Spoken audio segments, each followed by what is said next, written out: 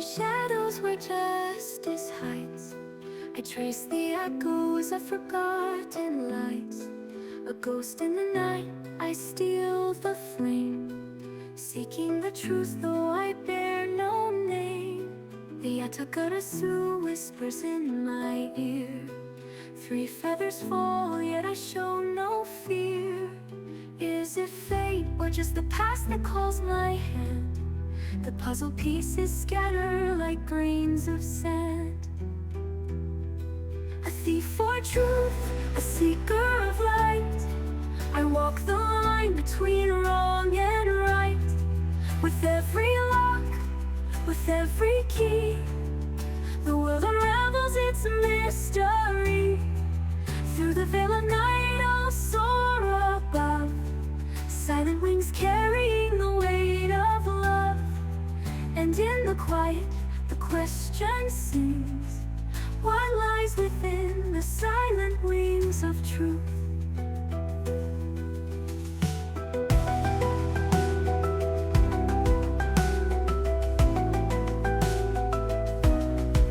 The mask I wear is light as air, yet the burden's heavy, the weight unfair.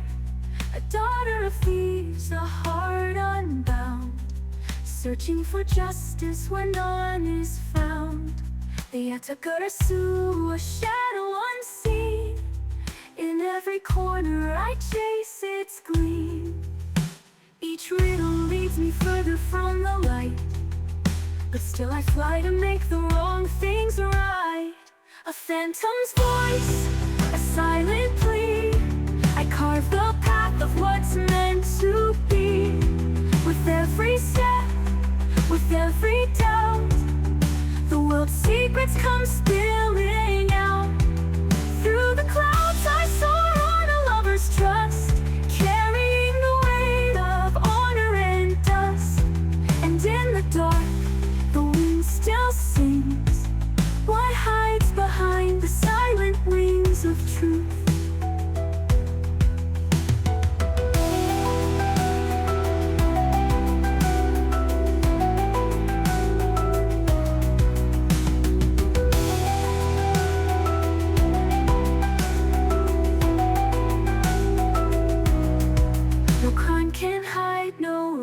Can stand when the Yatagarasu silent hand reaches through time, through fate's design, to reclaim what's lost, to rewrite the line. But still, the questions linger near, is justice blind or merely unclear?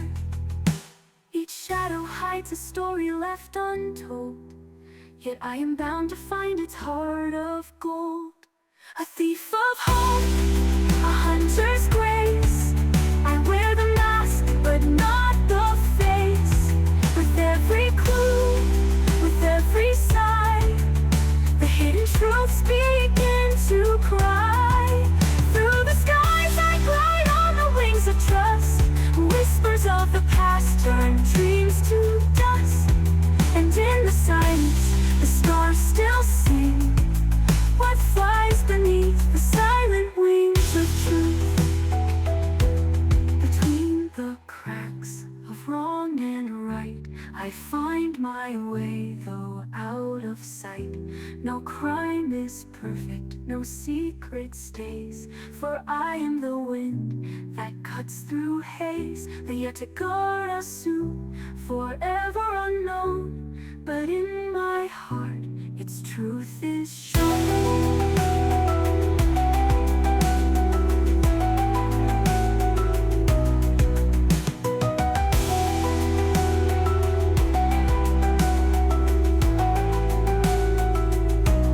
In every heart a thief resides, a seeker who in darkness hides.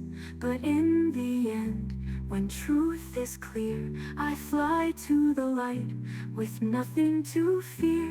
The Yatagarasu's wings take flight, guiding me through the endless night. The shadows lift, the mask is shed, I chase the truth through paths unthread. A shadow fades, a dawn appears. I walk the line through my hopes and fears. With every word, with every glance, the dance of truth becomes my stance. Through the storm I rise above it all. Silent wings answer the final call. And in the stillness, the truth takes wing. Now I become the silent wings of truth.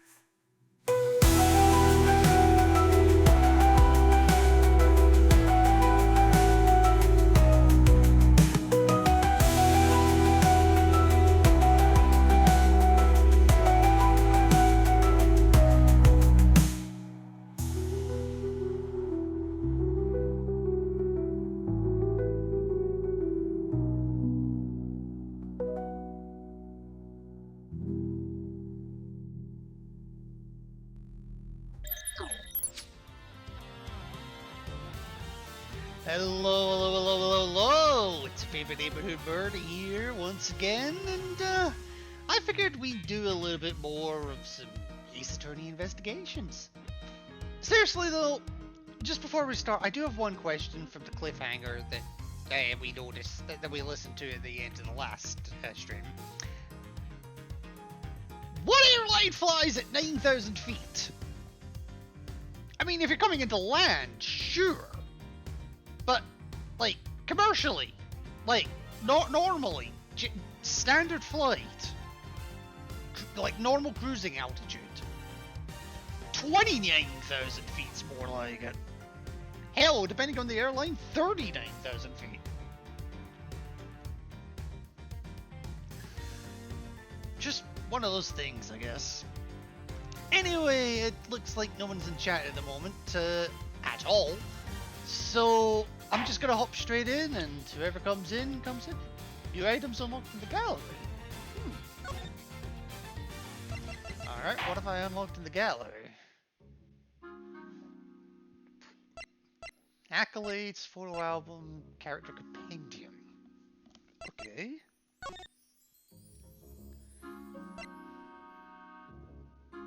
Alright, okay, I see. So the accolades are like the achievements of the game. Okay, let's see. Okay, yeah, because they are all the achievements. For playing the game with HD chibi characters. You know what, actually, I do want to check something here.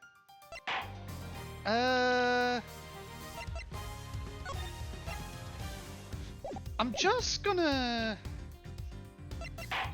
double check I haven't. Okay, so yes, so I did take a manual save here, just in case this overwrites the autosave. Resume playing from that data? No. That's what I was looking for, the episode select.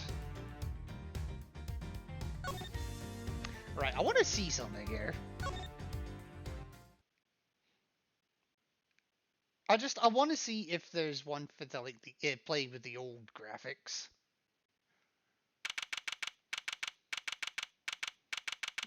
Alright, so I need to try to skip past this. I don't know if I can actually. No. I'm clicking every button and no way to skip it. Dead.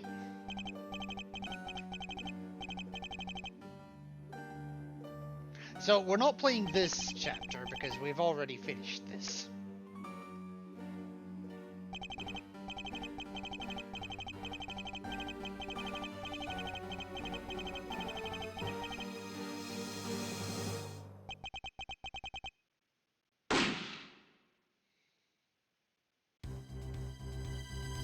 Like I said though in the last stream, they do kind of make it a bit obvious.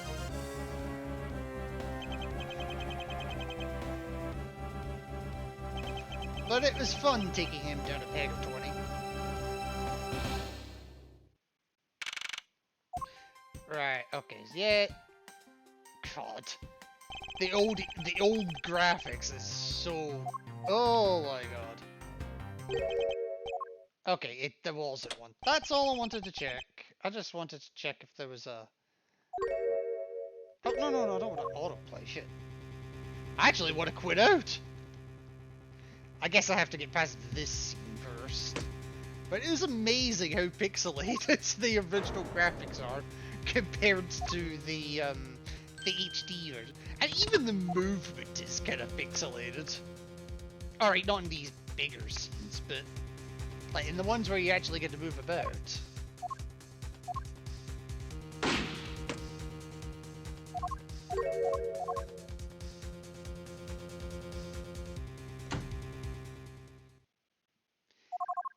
Yeah, get on with it.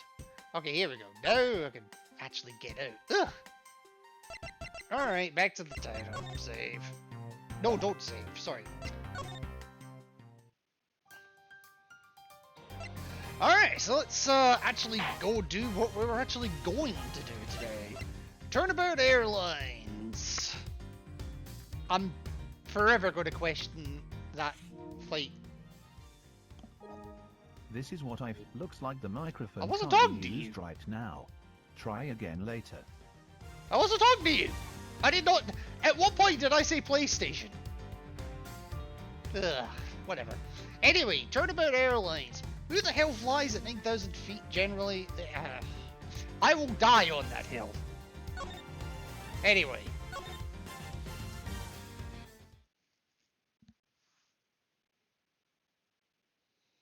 So this was the cliffhanger I left you all with last time. The murder that occurred in my office. The return of the great thief Yadagaratsu. Thinking back, everything began in that fateful day, 2 days ago. Oh shit, I forgot to put the graphics back.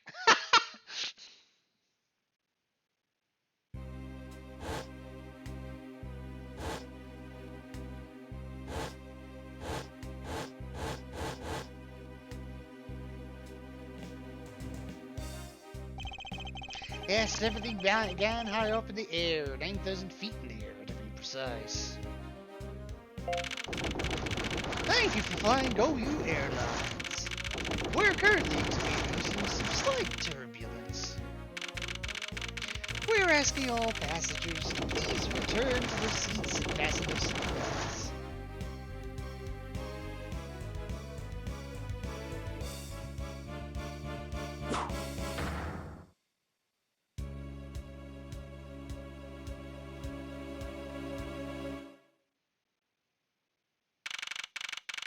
Yeah, I still have the old graphics. Fuck.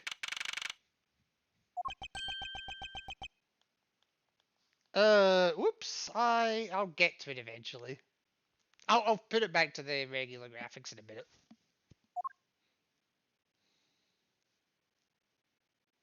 As soon as the game lets me.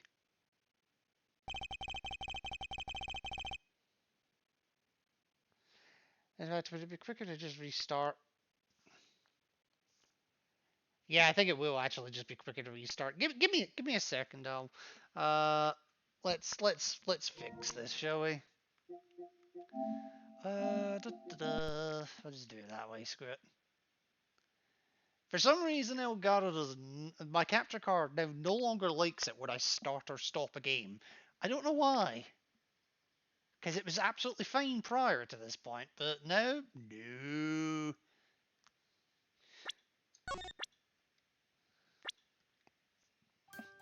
I'm even going to go in and check the options this time. I'm glad I did. Alright, Lord Turnabout Airlines. Does unfortunately mean we have to watch this again, but, meh.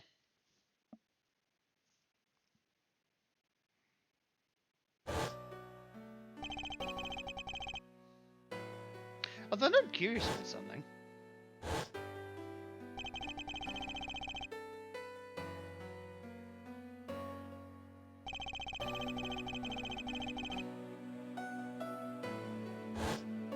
Oh, okay, it does actually update the graphics even in the cutscenes turbulence. Okay.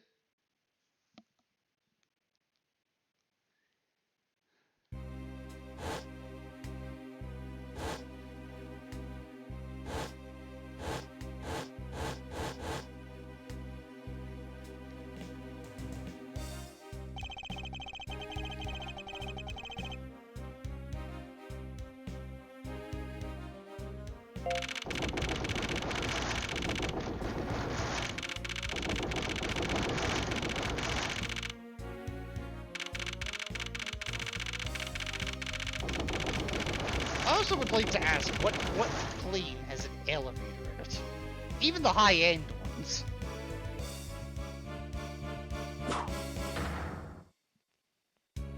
Like, I could maybe understand a dumb waiter, but a full-on elevator?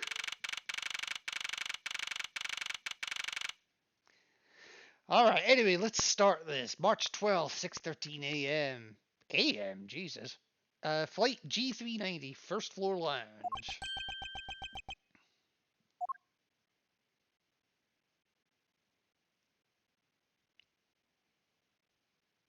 Christ. Having fun, Miles? Why do I feel like I just woke up from a horrible nightmare?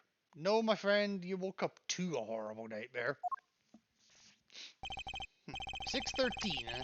Guess I was out cold for about 10 minutes. Slight turbulence indeed. Ladies and gentlemen, we are currently experiencing some slight turbulence. For your safety, we ask that you return to your seats and fasten your seatbelts. I suppose turbulence is to be expected on a flight. Well, yeah? I mean, I can't think of a single flight that I've been on where I haven't had some form of turbulence. And then, like, I've been on short flights, like, Glasgow to London, for example. I've been on long flights as well. UK to America, for example. Every single one of them, whether it be just when taking off, while cruising, coming into land, every single one of them, I've had turbulence of some description. The really terrifying ones is when you're, right in the middle, right over the middle of the Atlantic, and the plane shakes so violently that that you think it's going to fall apart at the seams. That's the fun one. But yes, you're always going to get turbulence at a flight. It's just going to happen. Deal with it. Though admittedly, I'm less than comfortable with anything resembling earthquakes. Yeah, considering his history, he doesn't do well with earthquakes. I'll just say that. Oh? What's this? A travel wallet? But it's not mine. How did someone else's travel wallet wind up in my pocket? My head. Why won't this headache go away? I'll take care of this travel wallet later, or hand it off to an attendant. From earthquake-like turbulence to an elevator. Yeah, he doesn't do well with elevators either. There's a reason for that, but yeah.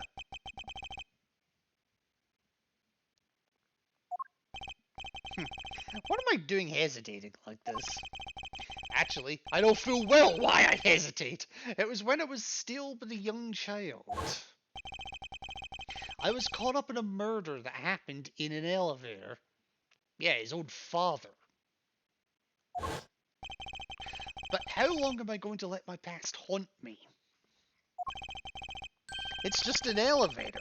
I'm a grown man now. I need to behave like one. Which was unfortunate.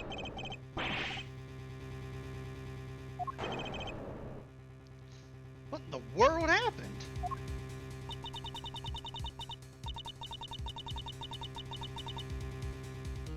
Oh boy. Yes, please return to your seat.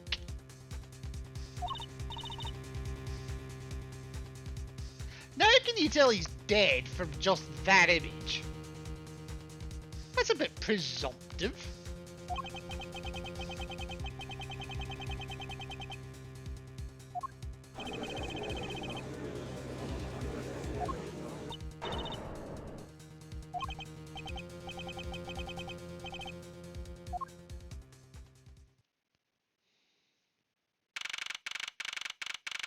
How to freak everyone out.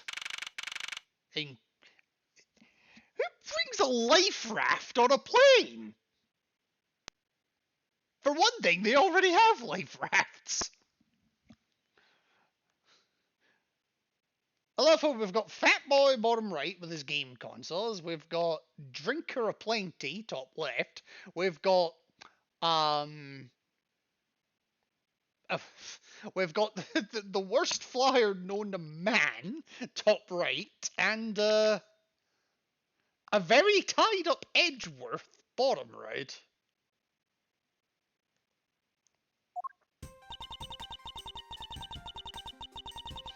Sorry to interrupt, but I have an important announcement.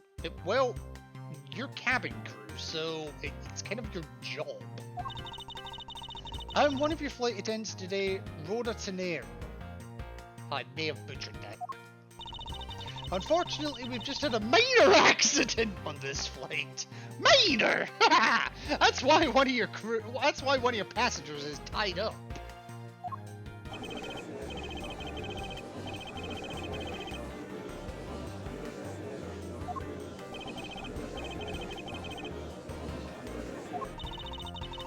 Everyone, please calm down. No reason to panic.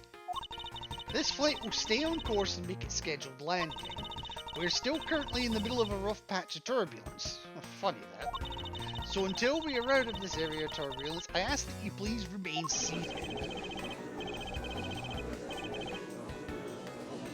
Let me off! Yeah, let me off at 9,000 feet! No need to feel threatened. We have already apprehended the culprit. No, you haven't.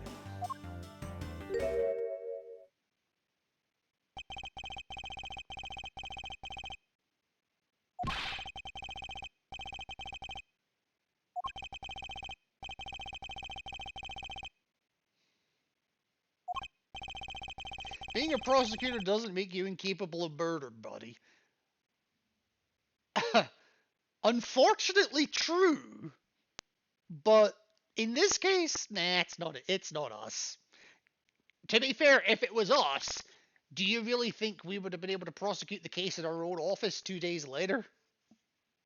Bear in mind, this is 2 days prior to that. Oh god! Now you listen here! I am not the killer, I simply found the body. You can tell he's pissed. So you say, however what? I am sure that you are the perpetrator of this crime. Well, based on what? I swear on my honor as a professional flight attendant. Again, based on what? I know what I saw. And what did you see, Miss Tenero? There's even very strong incriminating evidence to back me up. Okay. I would love to hear or see your incriminating evidence. We've already alerted the proper authorities at our destination. Until we land, you will remain in our custody by the powers vested in our captain. I'm very sorry, but please understand our situation. Your situation? I'm more concerned with mine and the direction it's going in. Yeah, you and me both, buddy. I'm not about to just sit idly by while I get accused of murder. Well, how do you propose on getting out of this situation, Miles?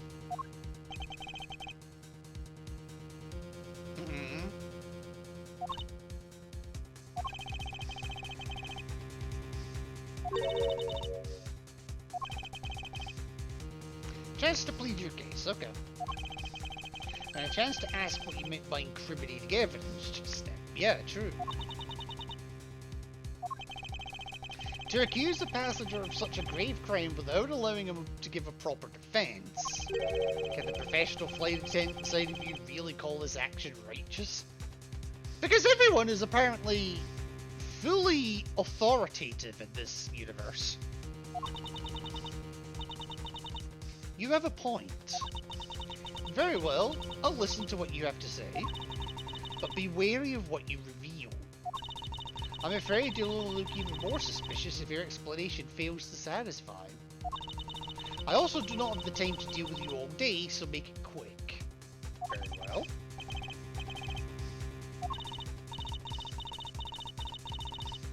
Alright, so it looks like we're starting with a debate immediately. I know for a fact that I didn't kill that man in the elevator.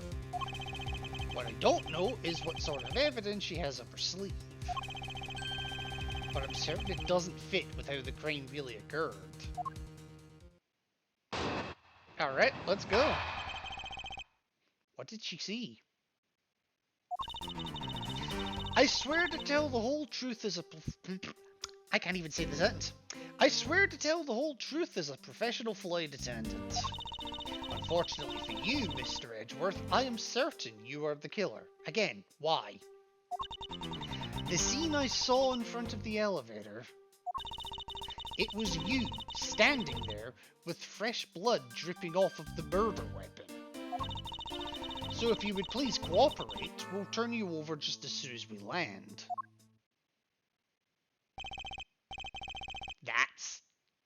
That's nothing. I don't think you can ask for a less perfect one. Not the slightest. It's hardly perfect, but there's a gaping hole in it. Yeah. I need to see what I've got to present, actually.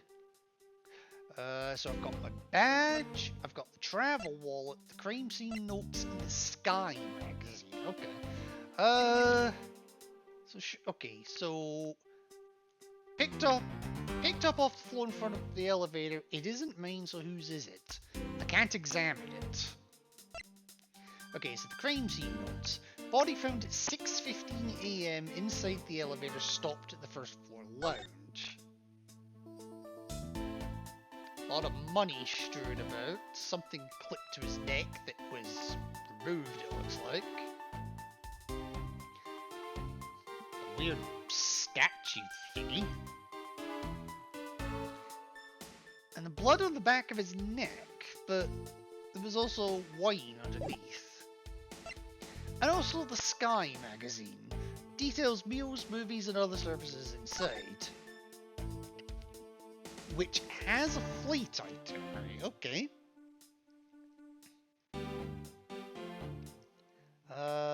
So meals, drinks, and movies. Okay.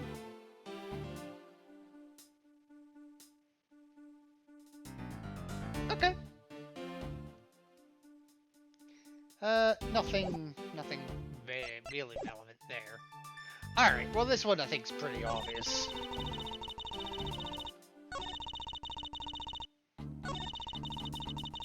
With fresh blood dripping off the murder weapon.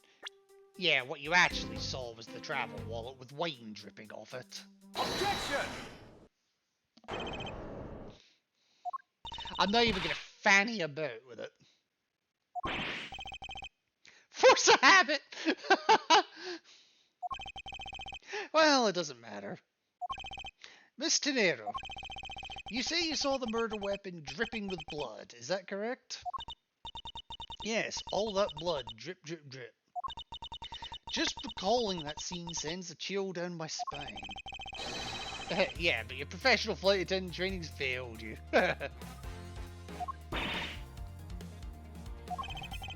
I'd like to direct your attention to this, or I would if my hands weren't tied behind my back. Do you know what this is? It's a travel wallet, right? Yep, it is. But it looks a little big and bulky.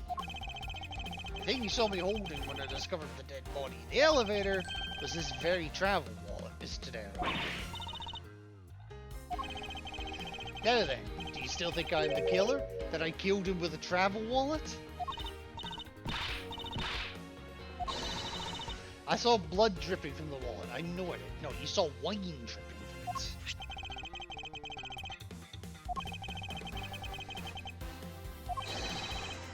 Oh, grape juice.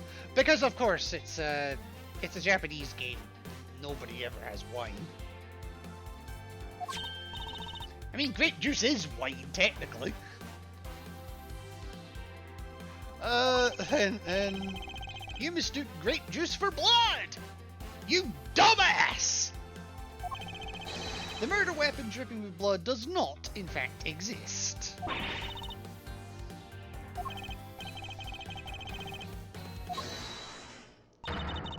Wait just a sec. That is... I mean, even a wallet could be deadly if it was wrapped around something heavy. I demand that you show me what's inside, please. Well, I don't know what's inside. I genuinely don't know.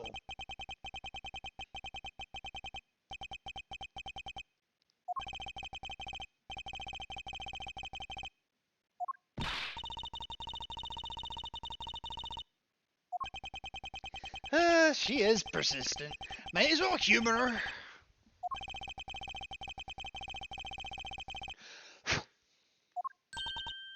Alright, go ahead and open it.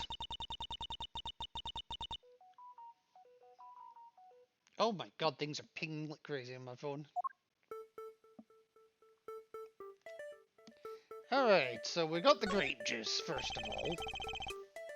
Also, KK, it's a fucking Kit Kat. It's literally a fucking Kit Kat. Grape juice stains the outer cover. True, it was I who dropped it in the juice, however, I didn't do it out of ill intention. Alright. Fuck me, that's a lot of grape juice. That's literally a Kit Kat!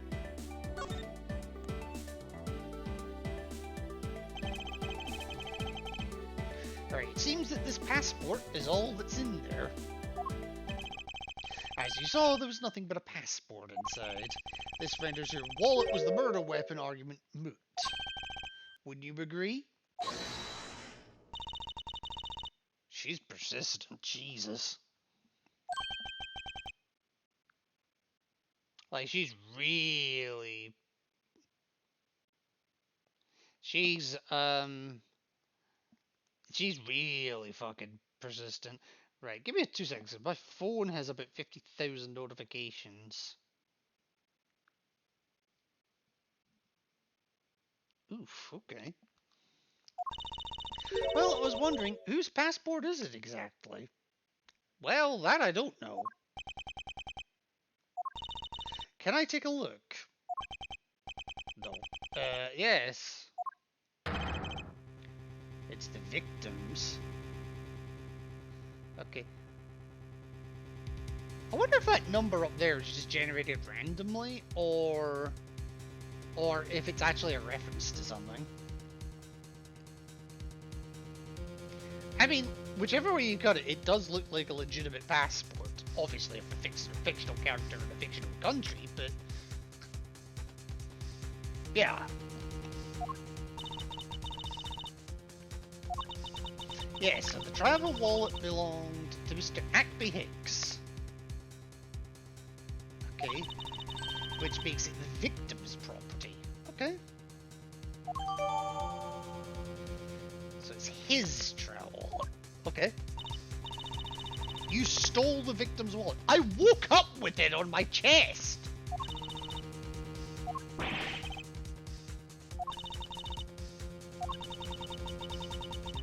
You claim to be holding this wallet in your hands when I found you. That is correct. Perhaps I did misconstrue the wallet for the murder weapon, but it seems that I wasn't wrong about who the culprit is. Okay, then.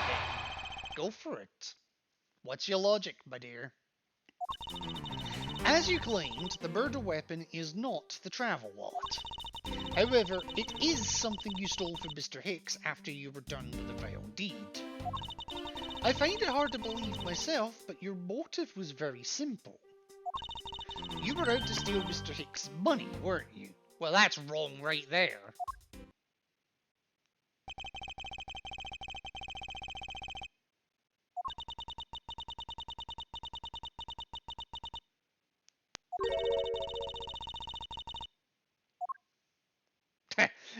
I saw the twitch in her mouth there. I was like, she's not confident in this at all. Anyway, this is another kind of obvious one.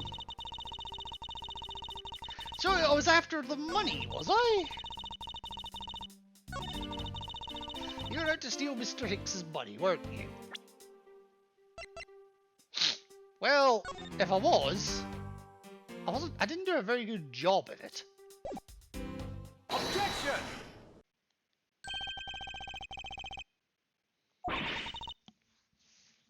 What is it now? Yeah, exactly.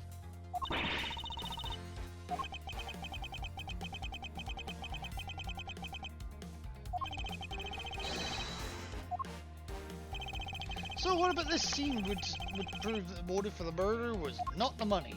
Well, the fact that there's a fuck ton of money right here. Not to mention the credit card. Take that!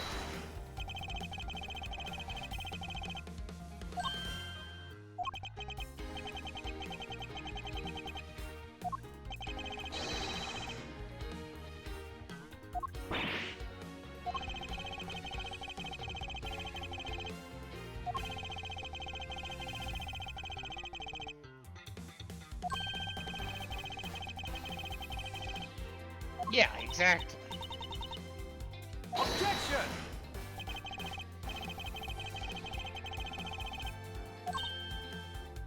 Hmm?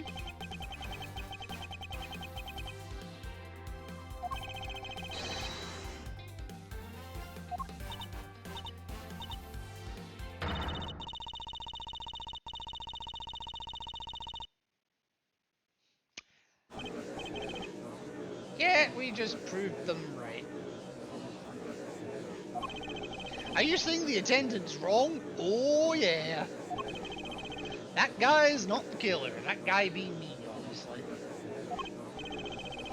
I don't believe it. It's a trick.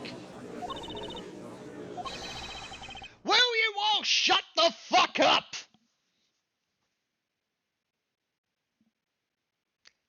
Thank you. Mr. Darrow. You lost your cool when you saw the dead body. Plus, the lounge was dark, and looking into the light from the elevator, it's easy to see how you mistook the wallet in my hand for the murder weapon. I take no offense that you thought that I was the killer. But now that you know I'm not...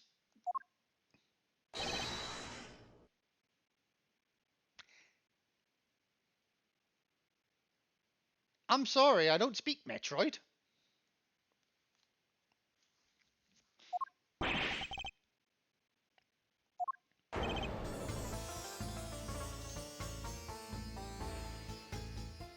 I really don't speak Metroid.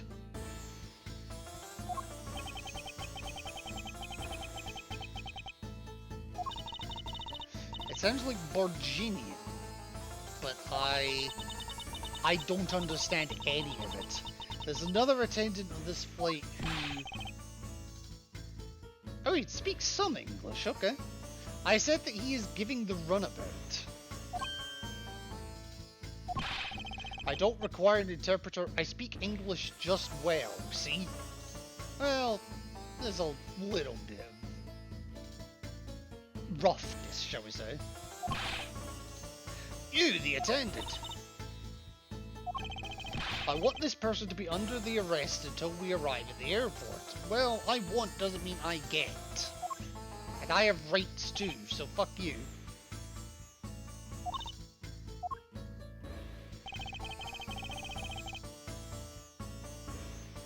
Why are you... No, I'm not even gonna say that. What is it you want? I am finished talking to the likes of you. Yeah, well, no you don't. So, why have I to be arrested?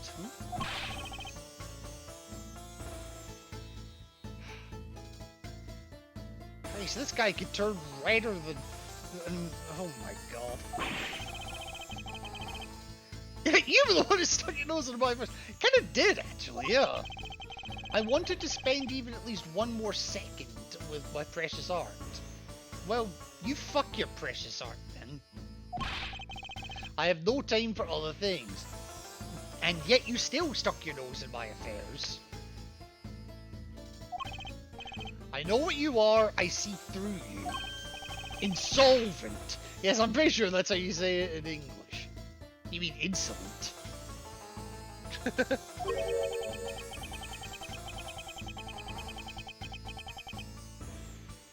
Or insolent, even. I'm sorry, but I don't think I caught your name. I am Zinc LeBlanc II. Oh, for God's sake, the second. I'm a very wealthy man in the Borginia. But I am not an ordinary rich man. I am an art dealer, a rich seller of beauty. I fail to see it.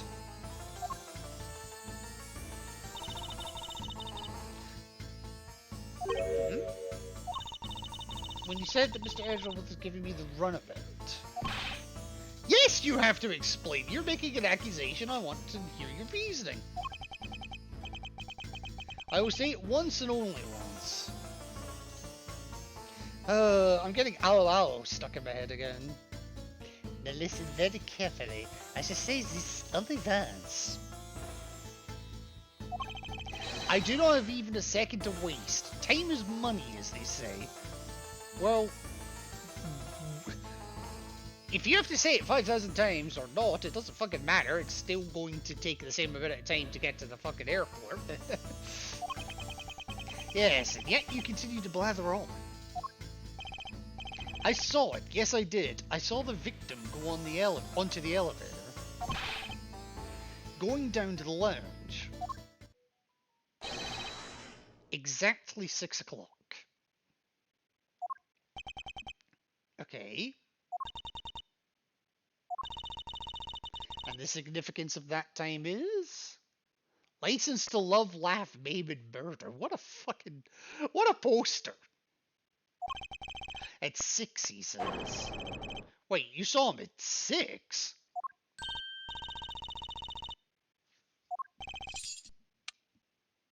Yes, he understands. What time did you discover the body? Around 6:15. Yes, so he was freshly dead. Hicks was the name, was it? Then I say that man Hicks was killed in the 15-minute time span. That would stand to reason, yes. And the only person in the lounge at that time was this prosecutor, yes?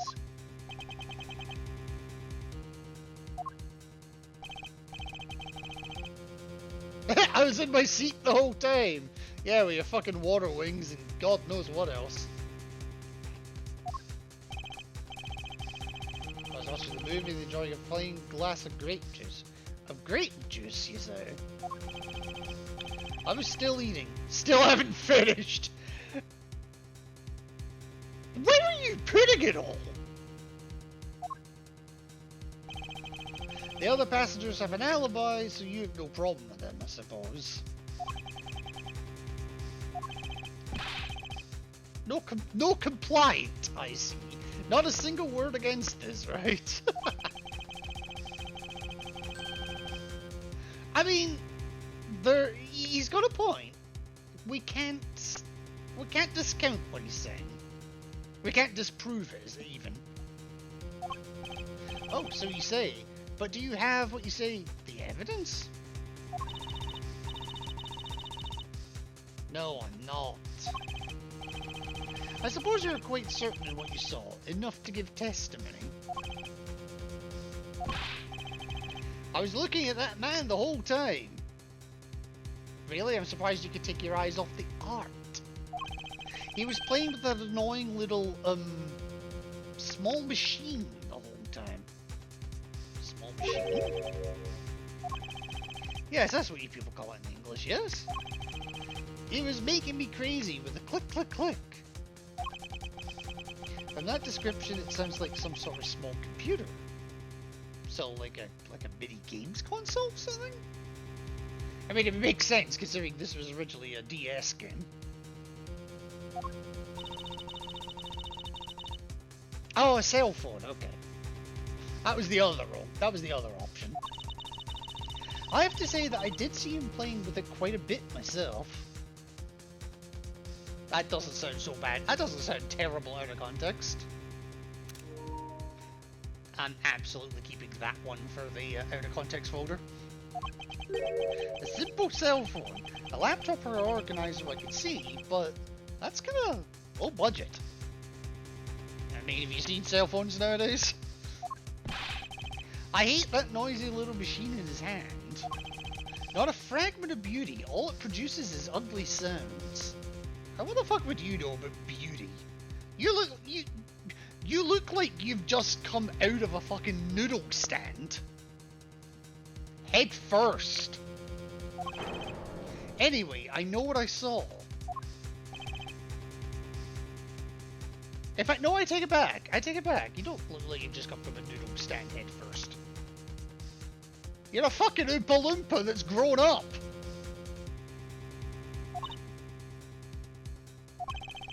I was wondering if I might be granted permission to examine the crime scene.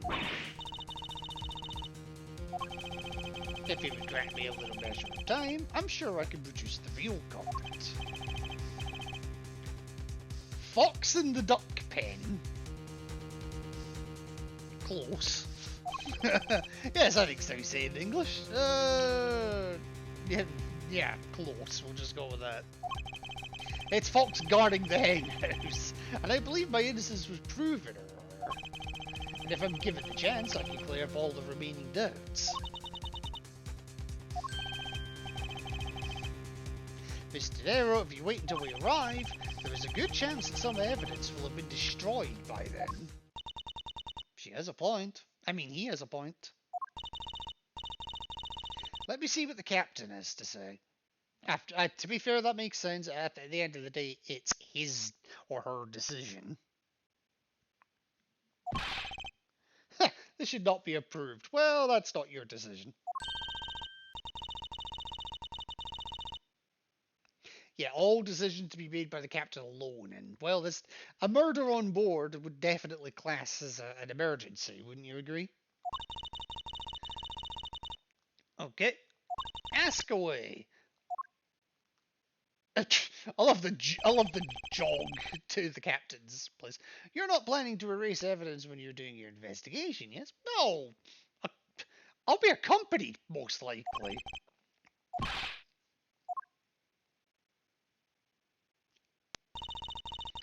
You have the captain's permission to investigate the crime scene. However, there is one condition. I am to supervise you. Can you agree to that? Yeah, that's pretty much what I expected. Of course, I see no problem in that stipulation. It's only natural as I'm still a suspect in this case. I take full responsibility and watch Mr. Edgeworth's every move. I hope this is reassurance enough that there will be no foul play. Shall we proceed? Indeed we shall, Mr. Nero. If you need my help with anything, please feel free to use triangle to talk. So you're the gumshoe of this level. Actually, that's possibly the most insulting thing I have said this entire stream. And I compared a man to an Oompa Loompa earlier. Time to head to the scene of the crime, the first floor lounge. How? Alright. So, I'm gonna have a look on this floor first. So, first things first. The hell is wrong with you?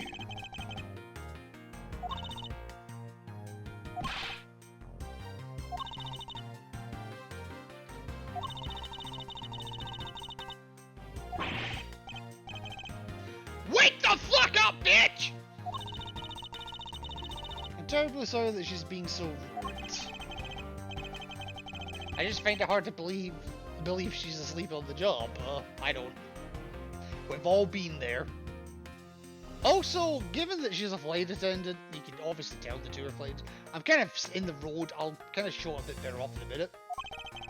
If I were her boss, I'd see to that her salary was cut so low that it was in the red. Well, she's not gumshoe. Alright, I'm trying to show this a little bit. Here.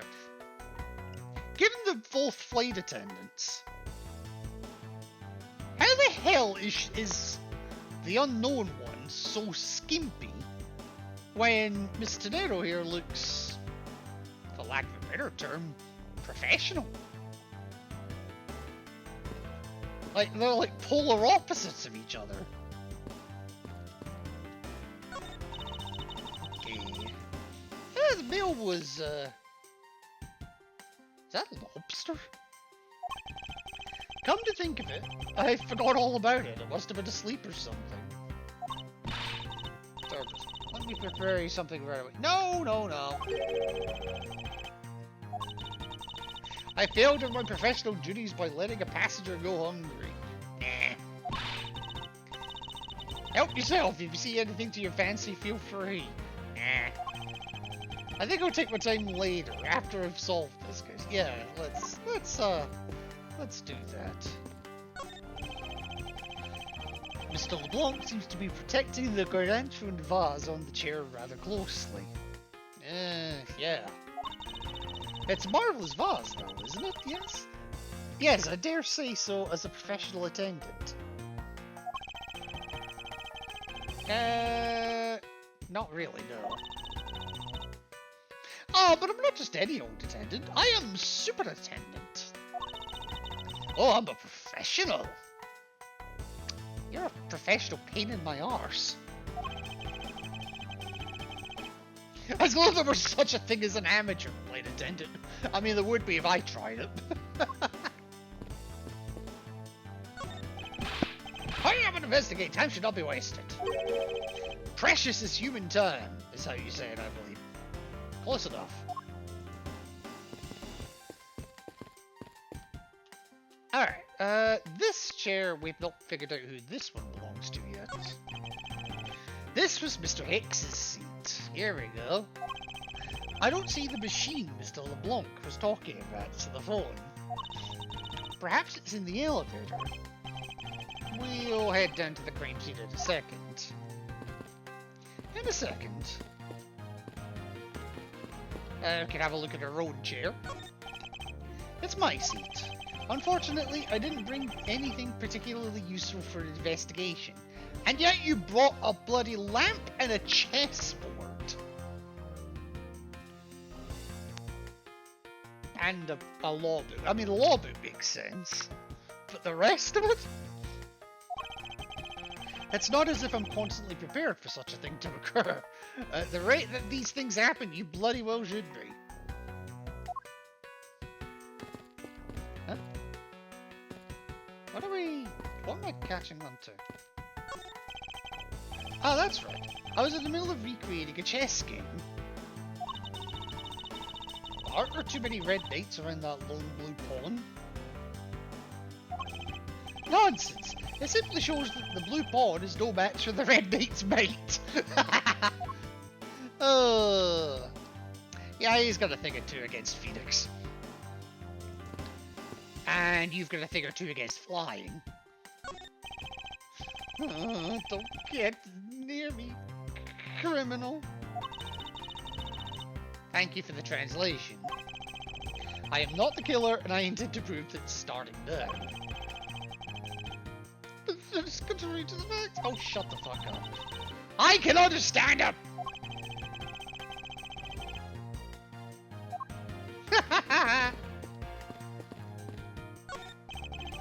What's a lifesaver doing here? I bought it at the in-flight shop just beyond the lounge. Why was there one in the in-flight shop is another question. If something should happen, having one will save your life. Yeah. I think this guy would have been better off not taking a plane to begin with. You got a point. Oh, the lamp comes with the thing. Okay, never mind. Oh, excuse me. Alright. Hey, miss. How about another glass? Oh, and how many fucking bottles have you had? How are you not blasted? Excuse me, I was wondering if you know anything about the murder. How about it? How about a glass together? No. Well, fuck you then. I'm on the clock right now. Yep, no booze for her. But if you need a refill, I'd be happy to bring you another glass at any time. Toots! Jesus. I mean, I couldn't have put it better myself. Toots! Alright, and now we go from the asshole to the glutton. Do you know who he reminds me of? Oh, the German kid from The Simpsons. Not Hans. You know the one. Uter, that's his name.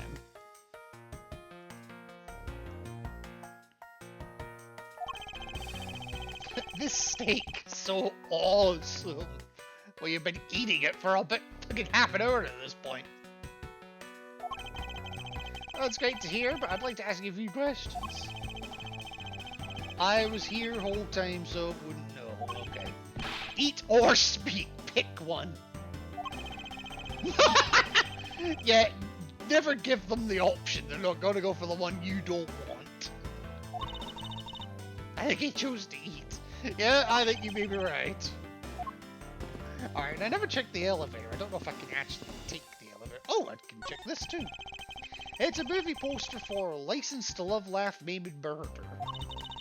That's a GoU Airlines sponsored movie. Oh, God. It's a suspense, hard-boiled, action, romantic, horror comedy flick. It's a fucking mess, by the sounds of it.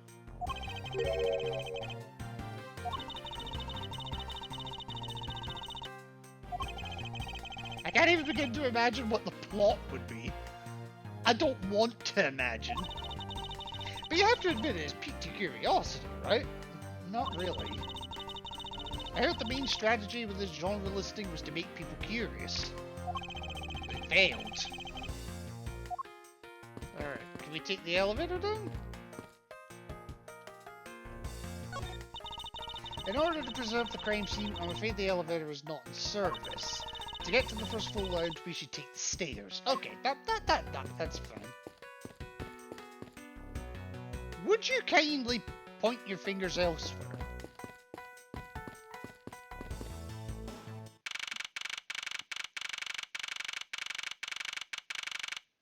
Okay, 7:26 AM, first floor lounge.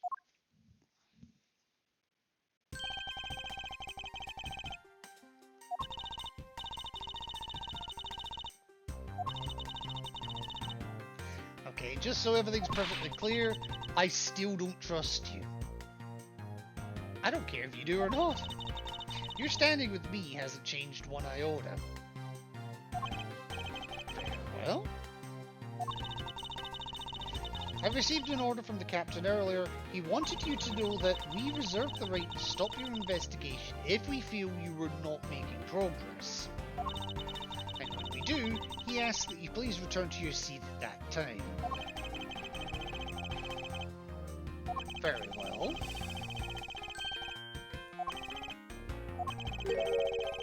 Is there any place you can think of where the killer might hide on board?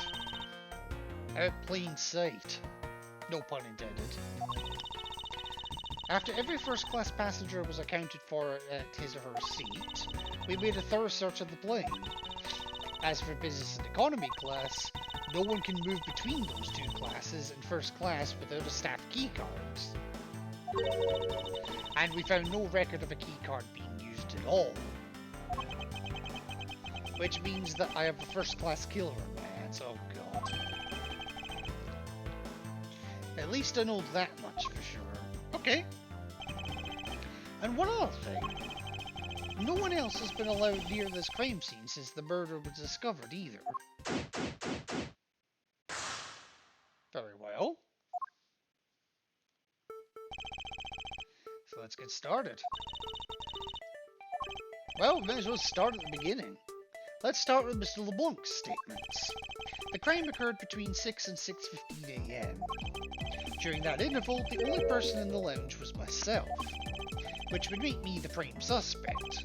However, since I did not kill Mr. Hicks, it means that the killer was around somewhere. If we are to believe what you say is true, then yes. Well, believe it, it wasn't me.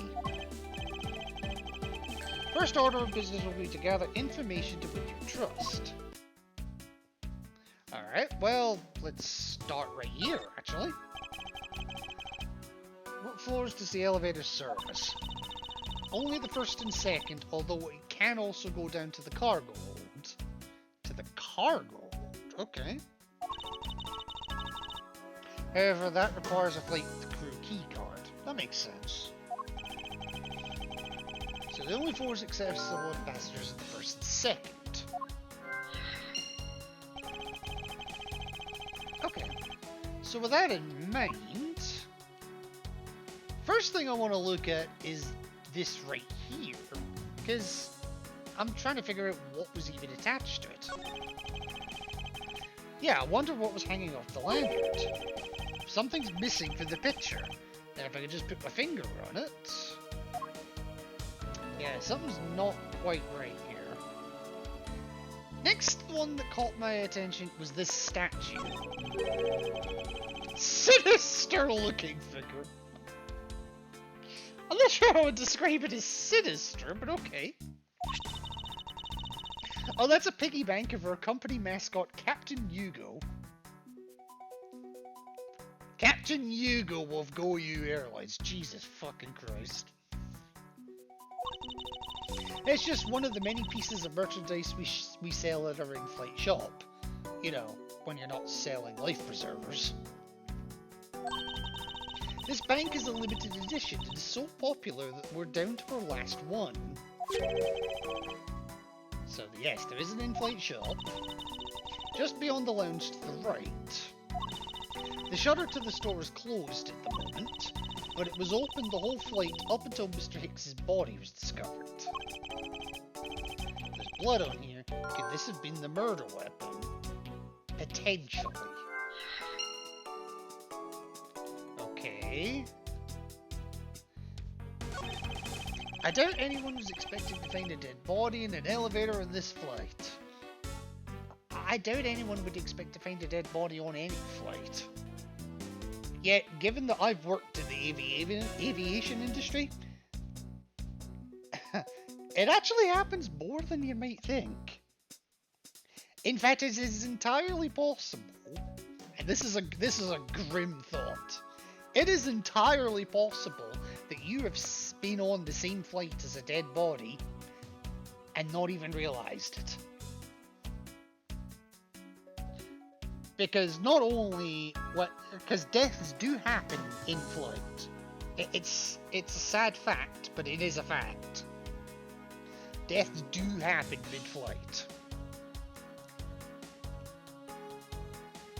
And in many circumstances, they will, in order to prevent anything, like if it's not immediately obvious, like if it's not obvious that there's been a medical emergency, like the person hasn't had like a fit, there's been full-on resuscitation and whatnot.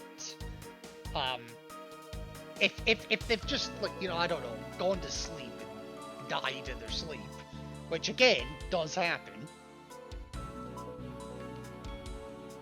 The crew will generally leave them there. They might move them to a window seat, but they'll leave them there. At least until everyone has gotten off.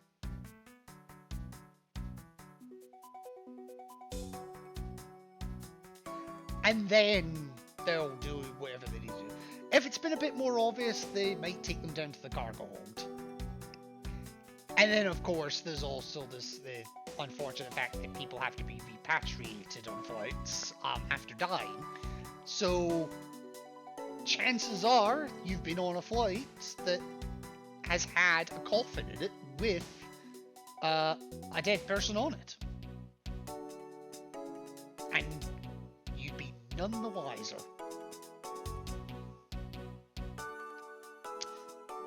Looking forward to your next flight, ladies and gentlemen.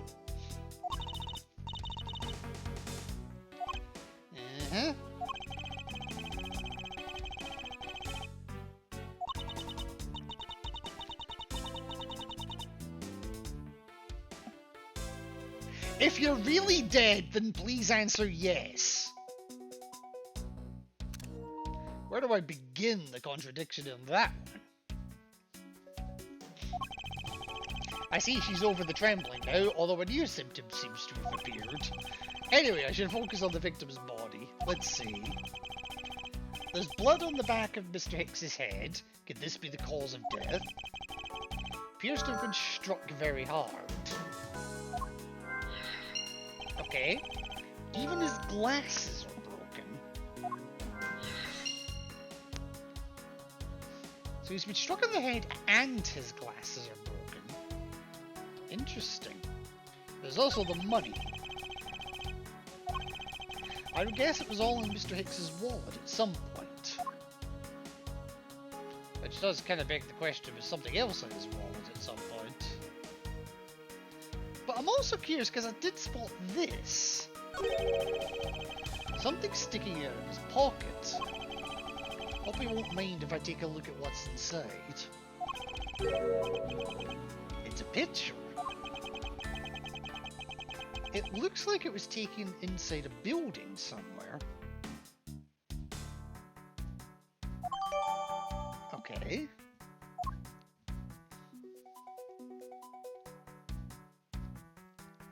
Now there's a deduction to make here?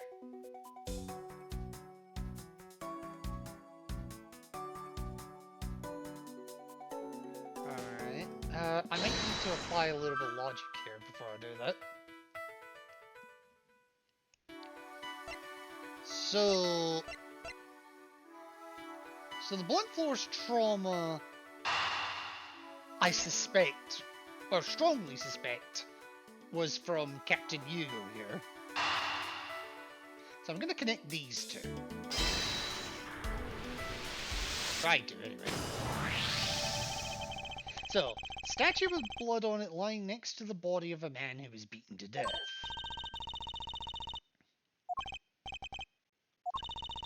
The way the blood is on this, it looks like it matches up with the wound on his head. Well, aren't we deserving of the Master of the Obvious title? Oh. I do, yes.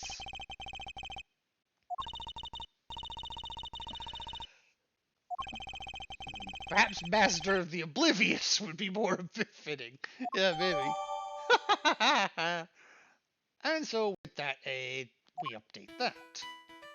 So, what clues point to where the killer could have been? The victim's glasses are broken during the murder. Victim's body was found inside the elevator. Right, I don't think I can connect any more of that.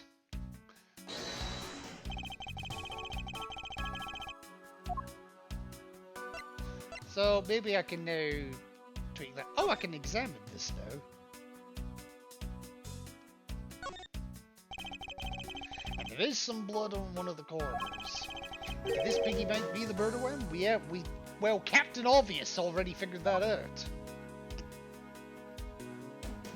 I think that's all we're getting from this, though. Alright. Eureka! Oh, shite. Okay,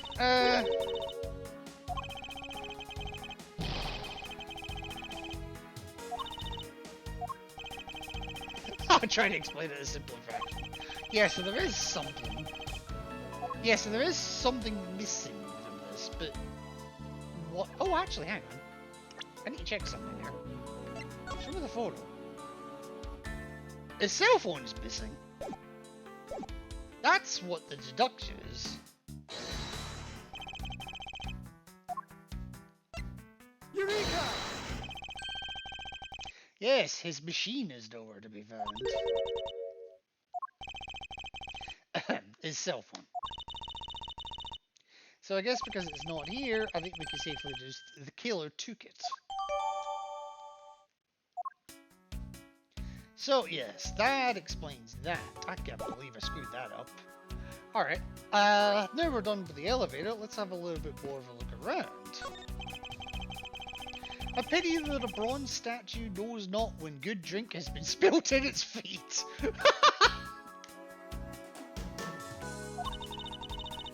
This is a statue of our founder, Mr. Hugo Hughes, who was a big fan of grape juice. Wine! Just fucking call it wine! I'm sure he would be thrilled if he knew so much wine was here at his feet. Yes, and not a drop to drink. Is that a hint of hero worshipping I detect? Just slightly. Okay, so that's the in-flight shop. But we don't have permission to open them, so I'm afraid I must leave them closed. That's fine, we're not done here yet. Glasses and candles thrown into disarray by the turbulence. At least we hope it was the turbulence. It's been a while since I've seen this big of a mess. It's terribly embarrassing, but I thought it was an earthquake for a second. Oh, for fuck's sake, not you too. And I frantically started searching for gas valves to shut off. Where do I begin with that one? I guess the shaking of the plane was bad enough to be mistaken for a real earthquake. Not that I would know, since I was unconscious for most of it. Which then begs the question, why were you unconscious for most of it? This toppled over chair, yet another victim of the turbulence. And look at all that grape juice, no! It may not look it, but this chair was extremely valuable. It may yet. It was used when the Rocker Pals came to tour this plane. The Rocker Pals leader sat in this very chair. I have no idea. I can't believe you've never heard of them. They're all the rage.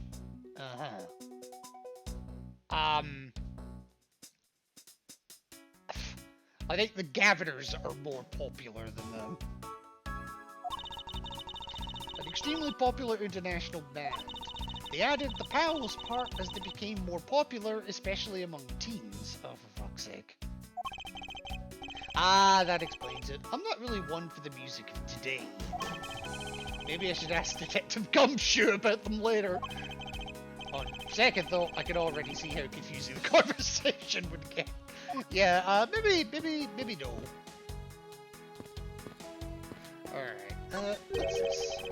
What or, oh wait, what or who is this?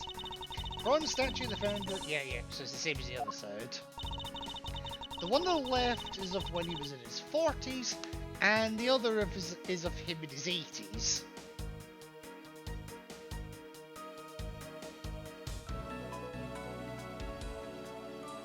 They're the same.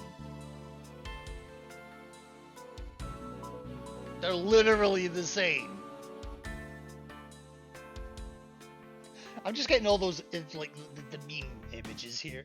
Like, all the images, like, just the meme of two pictures. Picture A, picture B. They're the same picture.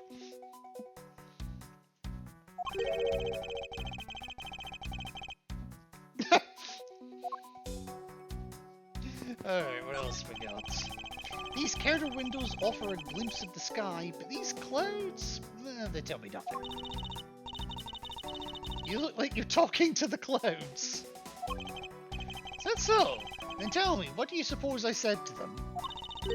I don't know, but it looks like a rather one-sided conversation. Yeah, not wrong. The clouds, they tell me nothing. There were a few copies of Sky magazine in the magazine rack. This month's special is an English trivia quiz. Not a bad idea. I've heard that the youth of today don't know a particle from a participle. Oh, Jesus. Some of the seniors might not know the difference between the two. No, please don't go around confusing people with made-up words, Mr. Edgeworth. Swing and a miss. Who's ever heard of such a silly word as participle? It's a real word. Deal with it. Case in point. Yeah, exactly.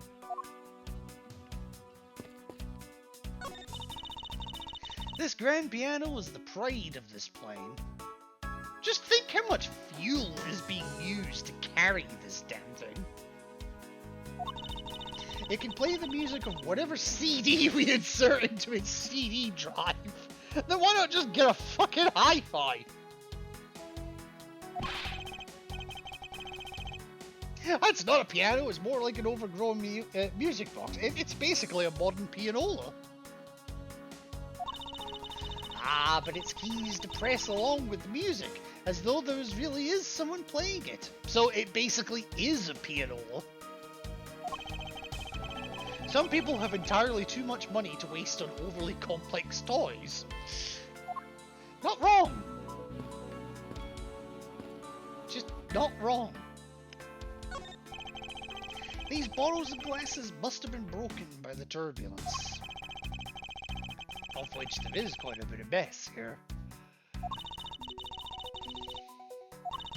However, no matter how kind you are towards me, know that it does not clear up any suspicions I have about you. Well, fuck you. I wasn't warning you for the sake of clearing my name, Jesus. Alright, so what's the door? This door leads to the flight attendant's room. But please understand that it's off limits to unauthorized personnel. You mean me. The room is giving off the scent of its perfume. One would think that perfume would smell great, however to me it simply smells. Not that I have any interest in what lies behind this door. Perhaps we should run to the investigation. Yeah, perhaps. Sorry, I spaced out for a second there. Yeah, not wrong. Right, so is there any more logic I can put together here?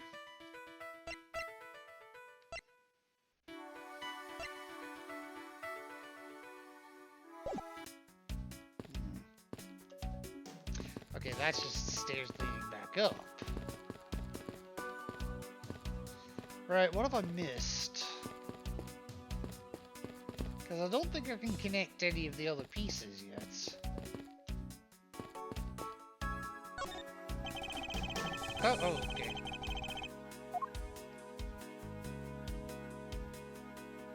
Have I missed anything at all? Oh, the scuffed feet, yeah, that's the one. There's no grape juice residue on the soles of his shoes, making it highly unlikely that Mr. X entered this elevator after the turbulence. Okay, so he came in before that was... Okay. Why do I feel like I'm missing something?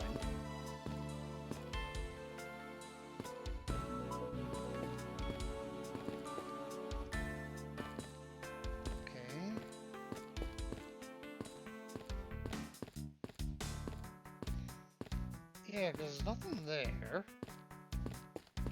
I've checked that already.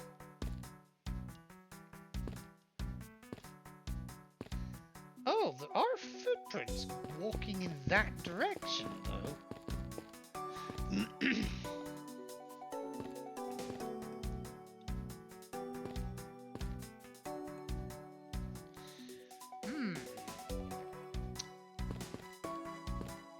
What have I missed? Oh! Oh, no. No. This. There's some spilled grape juice in front of the elevator. I assume it was spilled during the turbulence. Which... Oh, we must clean that up or someone might get hurt. But there's also footprints. Yes, what is the important piece of evidence in this scene? Well, I just told you, the footprints. Take that!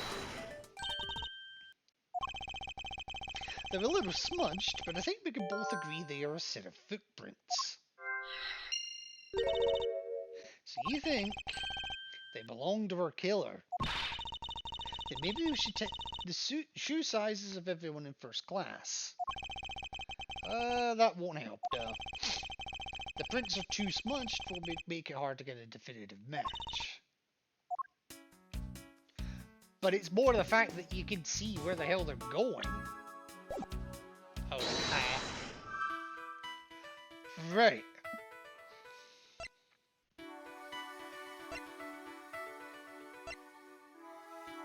But there was no great juice in the elevator, so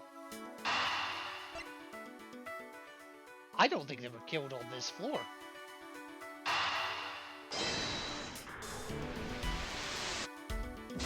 Okay, dope.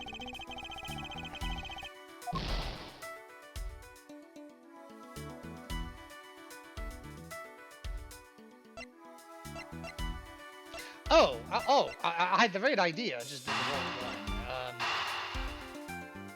Yeah. Oh!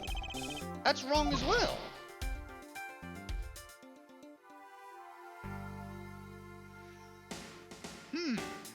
I feel like there is logic to be determined here. I can't think what it is off the top of my head here.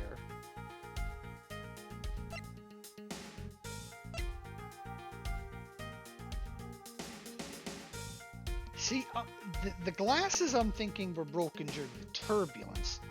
It's not based on anything, that's just my thinking.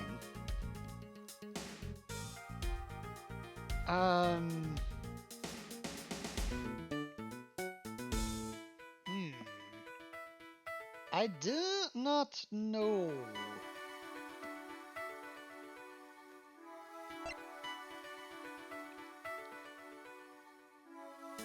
Hello, Alyssa. How are you doing today? How are you feeling? I know you've not been feeling great, the last couple of days. Here, let me give you a wee shout out. Just while I'm trying to rack my brains here.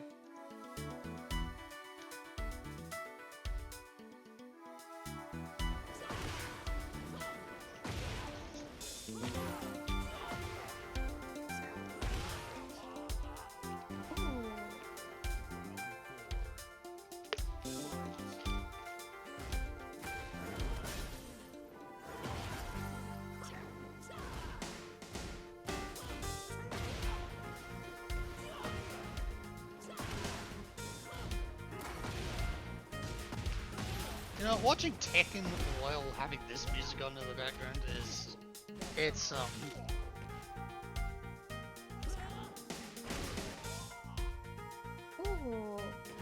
I've not expected that. double perfection. I think they just freeze up, don't they? That's what I would do.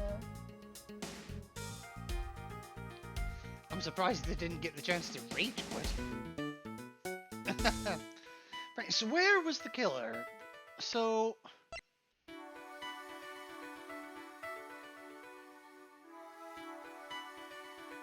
the fact there's no wine in the elevator suggests the elevator was not on that floor.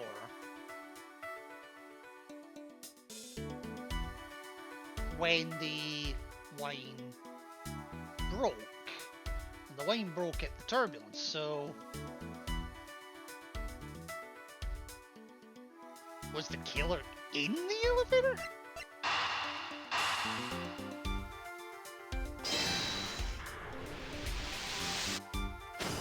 Yes! Okay. True, there wasn't anyone else in the lounge other than myself right before the turbulence. But if the killer was in the elevator along with the victim, then that's a different story.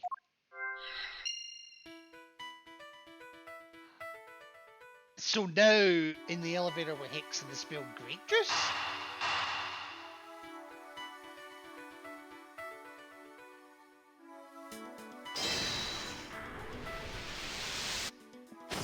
Okay, progress! Progress! I'm doing okay, dear, just been out of energy today. How are you doing? I've been largely the same. Like, I wanted to do a lot of cleaning up round about the house, or at the very least get the shredding done, but I've just not had the energy to do much of anything to do. Like I've not even had all that much to eat. It's just because I've not felt able to.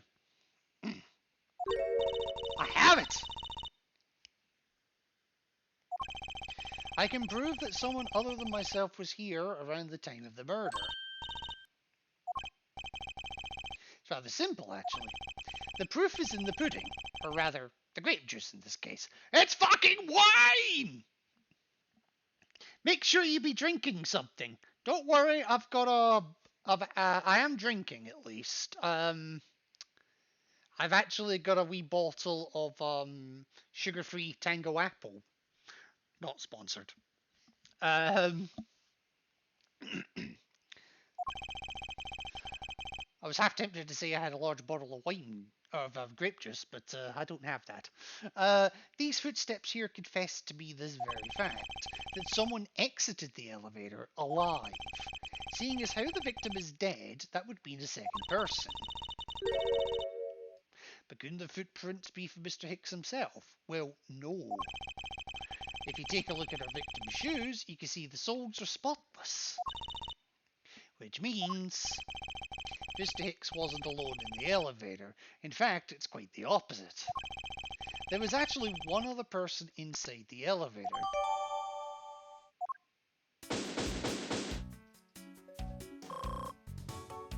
Alright, we'd be done with our investigation. But nowhere near done with the case.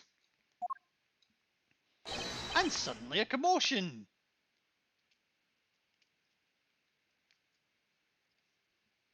I think I understand the image of the guy on his hands and knees with arse in the air. I think that's about all I understand.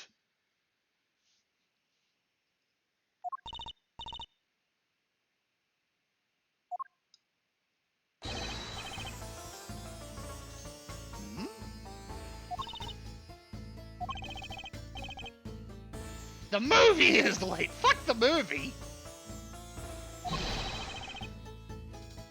It is the same level of bad as if the plane arrived late. Some people have no fucking patience.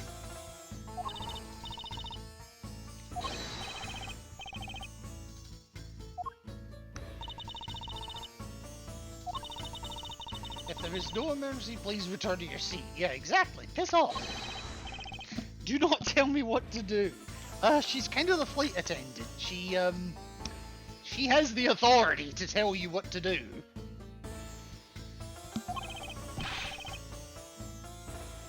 Did you prove you were innocent yet? Well, I've proved that I am less guilty. If you would like, I will prove my innocence to you right now. Are you saying my eyewitness testimony is mistaken? Not mistaken, but room for doubt. I'd be most honoured if you could please tell me what you saw in detail once more. Ah, fine, suit yourself. Yeah, because you're not getting a fucking movie. So, what did I see? I think I saw a pussycat. I did saw a pussycat. I'm allergic to them. That's why I'm twitching. I am certain I saw Mr. Hicks enter that elevator. It was when the needles in my pocket watch pointed to the 6 and the 12. Okay, but which way round? The body was discovered 15 minutes after that in the lounge, yes? Then you, the only person in the lounge at that time, must be the criminal. Okay.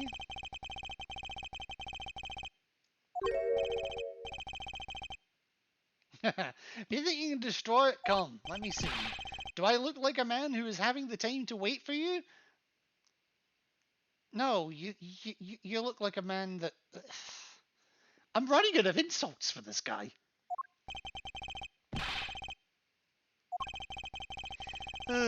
Must discredit his account, and fast. Well, just discredited it quite quickly, actually. So, I think I'm going to have to do a bit of pressing here. And I think it's going to be on this statement here. It was when the needles in my pocket watch pointed to the 6 and the 12. Now that could be 6 AM, but it could also be... It could also be 12:30. technically the small hand, in that case, the small hand would be kind of halfway between the 12 and 1, but details. Hold it!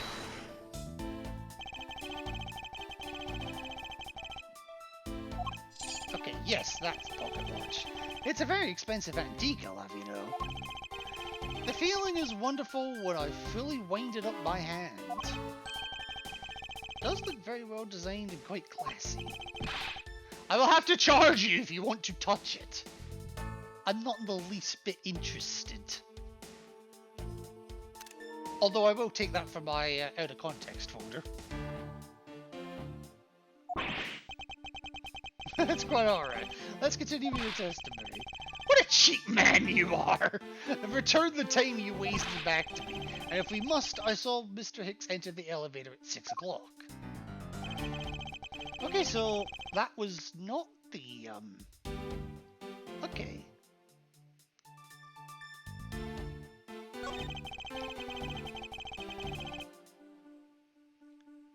The only person in the lounge at that time was...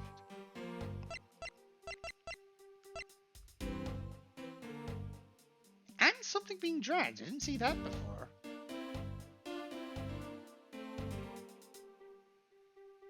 Maybe this is the bit I need to present to it then. Objection! Nope.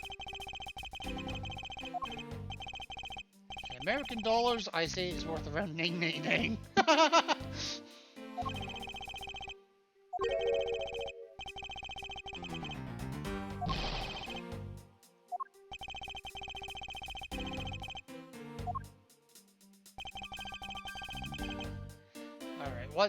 Does he give a hint here? He certainly has a lot of confidence in his testimony. If push comes to shove, I may need to press him for more information. I was pressing for more information! Alright. I might need to press everything here, so... Hold it! Were you able to get a good look at the inside of the elevator at that time? I saw what was inside, and you're sure that the victim was in the elevator alone? The only person inside was that Mr. Hicks man.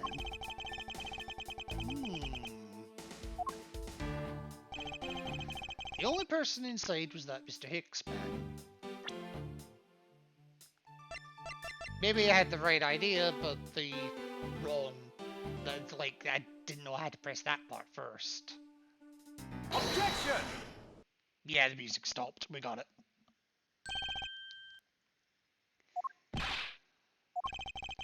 Very glaring contradiction. Yeah, of course there is.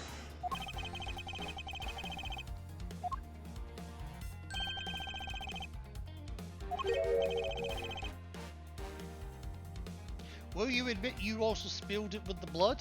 Nope.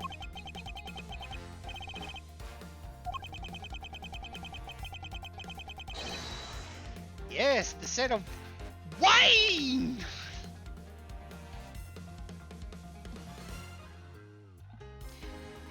Maybe they keep calling it grape juice because it was kind of... because they knew that it was marketed to at least teens.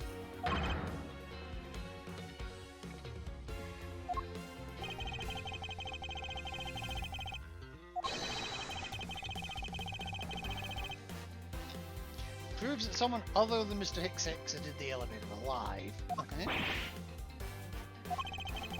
Must have been another person in the elevator with Mr. Hicks. There must have been. I'm done playing the games. Christ, now I'm butchering the English. So we're going back to Borginian.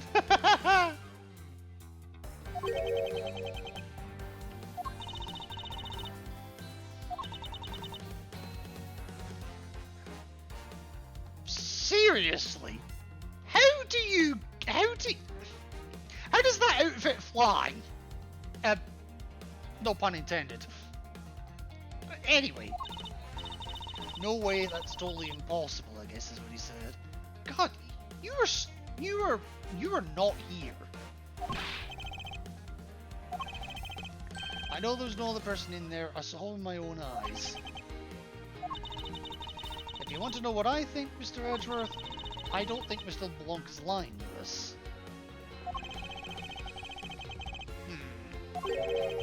Bit But then, what does it mean?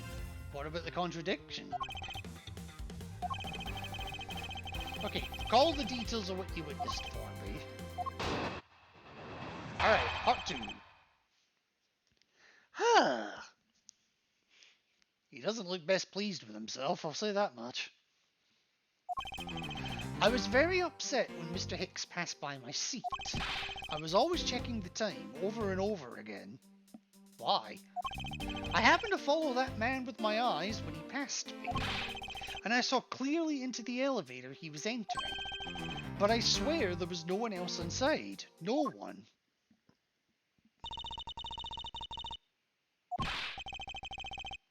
Dear, you two have an issue with my eyewitness testimony. Well, yes, actually. Doesn't appear to be... Yeah, there's more going on here than meets the eye. Okay. I think I'm gonna have to do a bit of pressing here. Why were you upset? Hold it! Are you still upset now? I am always upset! The only time I am not is when I have a piece of art in my hands. Uh-huh. It's surprisingly easily to believe that about. But I was even more upset when Mr. Hicks walked by me. I was always checking the time over and over again. For what reason? Hold it! Why were you so attentive to the time? Because something unforgivable was happening. Come to think of it, you were yelling about something unforgivable earlier. You mean the late movie? I was giving a complaint to the attendant about the movie starting time. Return back to me my time. In money. You understand the point. Oh, for fuck's sake. Movie? Is he talking about the in-flight one that's mentioned in the magazine? Yes, it does say the movie was due to start at 6. And drinks were between 5 and 6, it looks like. Okay. They were supposed to show License to Love, Laugh, Maim and Murder. Oh, for fuck's sake. I cannot see that movie in my country. You can only see it on international flights. I looked forward greatly to that movie. Simple man, simple tastes. I checked my pocket watch whenever possible so I would not miss it. I even set my pocket watch to the destination time when I came on board. So my watch is not wrong, it matched the schedule. But the movie was still late, very, very late. Hold it! Hang on, the destination time?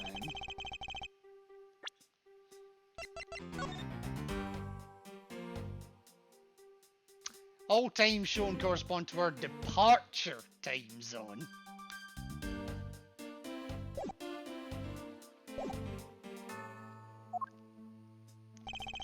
The movie I wanted to see would not start, so I checked my pocket watch many times. Okay. My watch is set to my destination's time. I always set it when I board the plane. Yeah, there's your contradiction. Objection!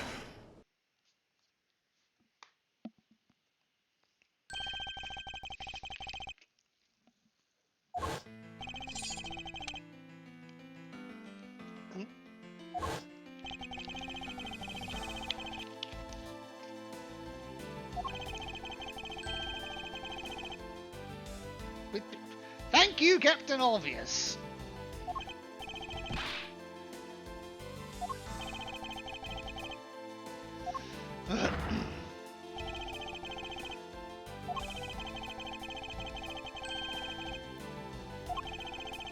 Yes, of course the movie schedule was also created with that in mind. It's to know, for confirmation's sake, what time zone is this fleet aligned to right now? We made a short stop at a transfer point. It was in that small Asian country, the Republic of Zhengfa. Oh, don't worry, we'll be learning a lot more about Zhengfa as the game continues. But we didn't readjust our onboard clocks at that time. So right now we're still running on board Jinian time. And the time difference between Virginia and our destination is 9 hours. 9 hours in which direction? In that case, it's only natural that your watch would be out of sync with the schedule. Further, with your analog watch set to our destination's time, it would appear to be running 3 hours fast when compared to the flight's onboard clocks. It also changes everything about your testimony. And you can bet 1,000,000 cents on that.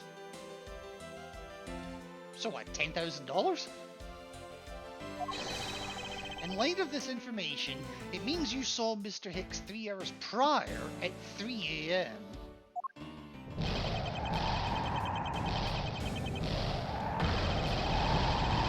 $5,000,000!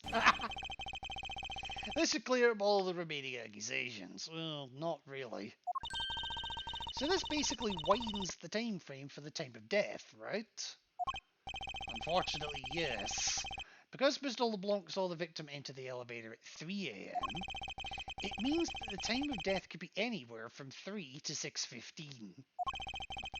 The question now is, where was Mr. Hicks during that span of time, and what was he doing? Oh, here comes Dopey. Yes, who the fuck are you? We haven't figured that out yet.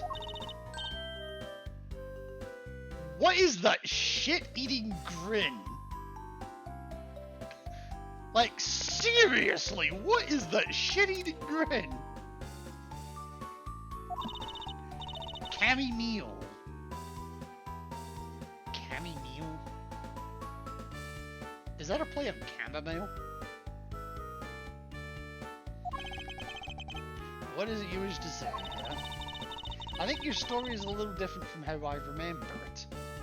I'm surprised you remember fucking anything.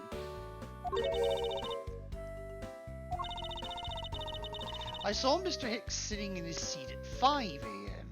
Okay. How can you be so sure of the time? He pushed his call button while we were parked at the transfer point. Okay. Message from Captain Hugo. This flight will be making a brief stop to refuel and transfer cargo in the Republic of Jingfa between 4 and 5 AM. We ask that all passengers remain on board at that time. Okay. That's fine. It was from 4 to 5 AM according to our clocks. Fair enough. And during that time, did any of the passengers leave, or did any new ones board? No. Okay. Not a single person got off or on. And what about the crew? The few who were handling the cargo transfer may have temporarily gotten on or off. But eventually everyone, including Cammy and myself, came back on the plane. So basically I can assume that no one left or got on since our initial takeoff. Very well. Okay. Yeah, and I answered his call. I can tell you Mr. Ackby Hicks was there at his seat when we took off again at 5 AM. Okay. That puts the time of the murder between 5 and 6:15. Now, what time did you come down to the lounge? As soon as we left the Republic of Jingfa, so pretty much just after 5. Ah, I see the problem. The whole time from 5, yes? And you're the only one who could be the killer. Well, no, still no.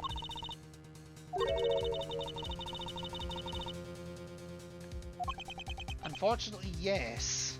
But then how do we explain the footprints? Yes, how do we explain the footprints? This man waited for Mr. Hicks here in this lounge, waited to kill him, and then he put the corpse into the elevator. That is when the turbulence happened. My eyewitness testimony may have been mistaken, but what time I saw Mr. Hicks enter the elevator on the second floor does not matter, because the entire incident concluded here in this lounge. But did it?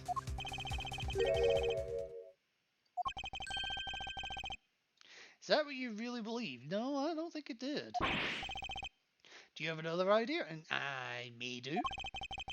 I simply feel that there is something out of place in the scenario you presented. Is there something that can tie this crime to a location other than the lounge? Well, the footsteps. And the fact that something was dragged. It could have been in the gift shop. Take that!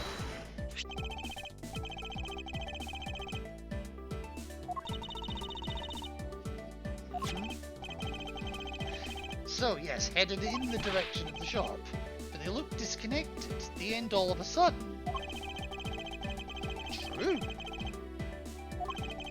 However, there's another piece of evidence that connects the shop to a crime scene. What else points to the inflate shop? Something else?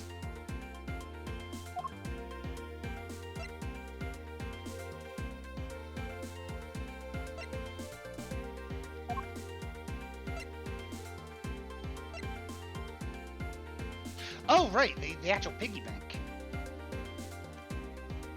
Take that! The murder weapon. This little piggy bank is sold at the inflate shop. It is sold there and only there. It is not displayed here in this lounge. How then did it find its way here? Do I find it a tiny bit suspicious?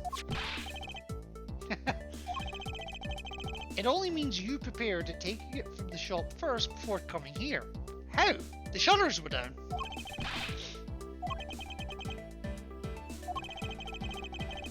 Is there no way to win with this, man? Not really. If I may. If you may what?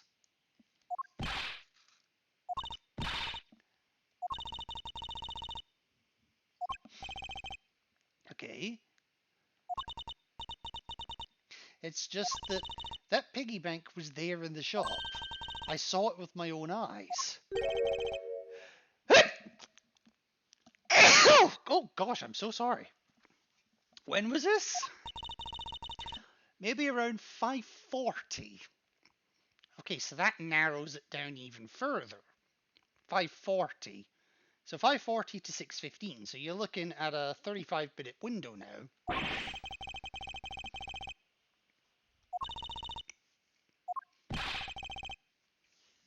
You were in the shop just before the turbulence. Yes.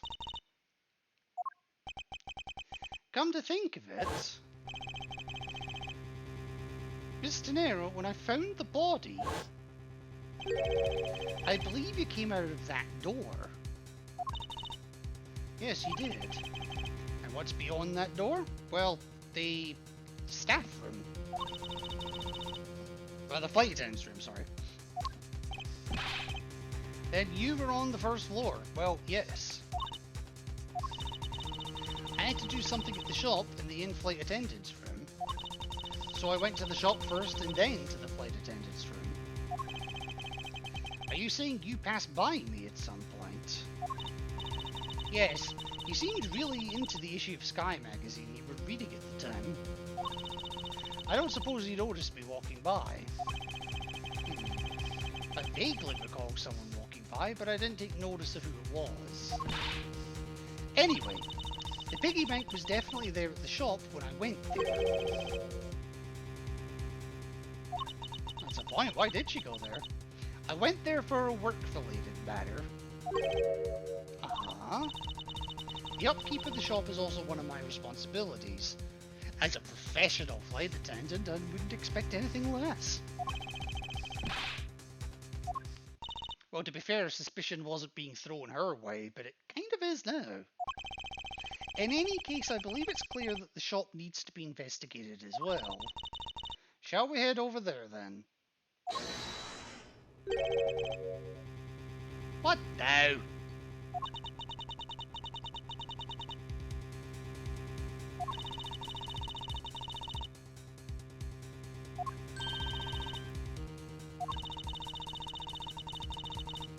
I've already asked him for permission to search the entire plane, so I think we're all right.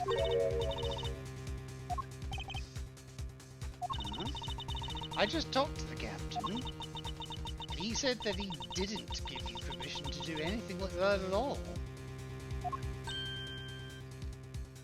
Huh?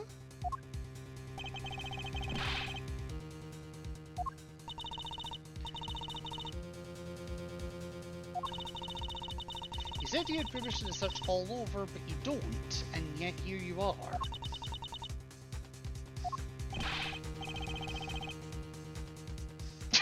Pull the sheep over us!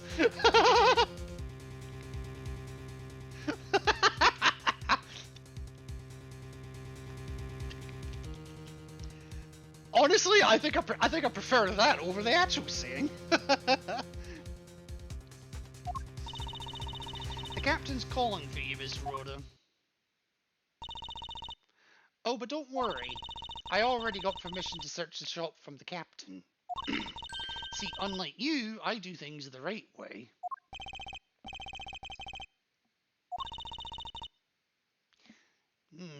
So she's hiding something. Looks like I get to be in charge now. Oh, God help us. Please go back to your seat, Mr. LeBlanc. Now then, Mr. Edgeworth. If you would follow me, I will be your guide from now on. You can see the enthusiasm in my eyes. There's something about Miss Tenero that has piqued my curiosity. But right now, investigating the in-flight shop is my top priority. Alright, then let us do exactly that. Fucking dopey.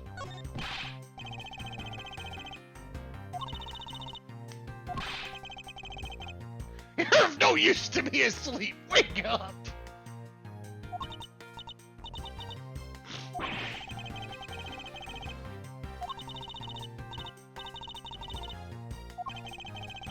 How has this woman not been fired yet? Ouch! I mean, accurate, but ouch!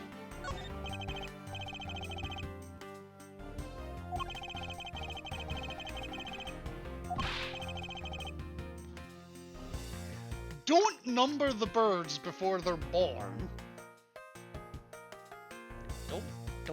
Don't number the birds.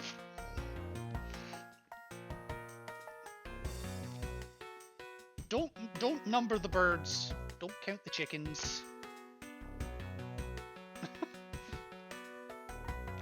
I'm actually not sure which one I like better. I might use one of these one day in in real life and just look at and just watch the utter confusion of the other person's face. Don't number the birds before they are born. I'm not keeping that one for out of context. That one's just what the fuck. Don't number the what? I have no idea what he's trying. Don't count your chickens before they've hatched.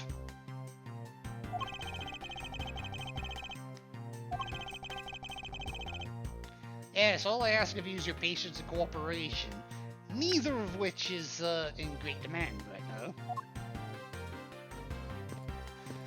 Anyway. What the hell happened in here? Okay, so we're stuck with Chamomile.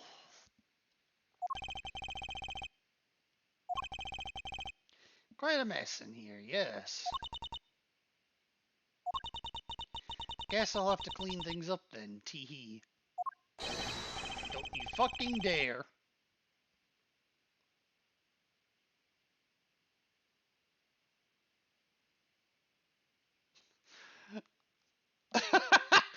I love this image of don't you fucking dare!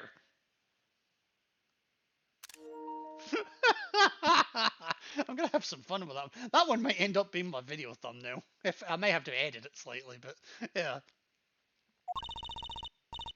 Oh, thank goodness. I hate cleaning so much. Well, don't look at us. We ain't gonna fucking clean it. I mustn't rush things here. I must remain cool, calm, and collected. Again, 3 things that are very much lacking on this flight. Because this piggy bank was left at the crime scene. And this one went to market.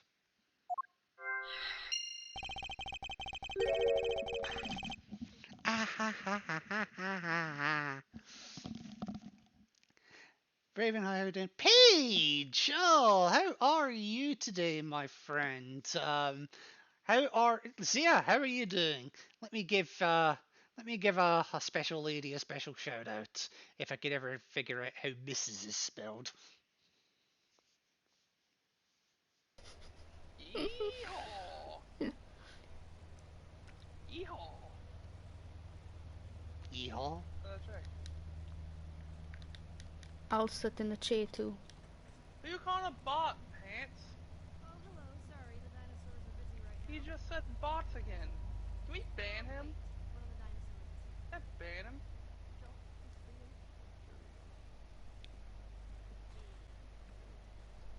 you. Pretty funny, girl.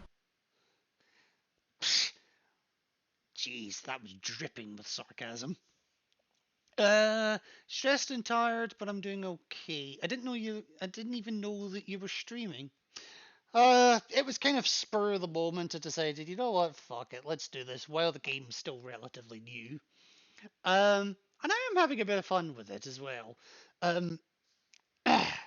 I am getting a bit of a dry throat, so I may take a break in a second. Plus, my alarm went off, so I need to medicate as well. But I can go a tiny bit further for the moment.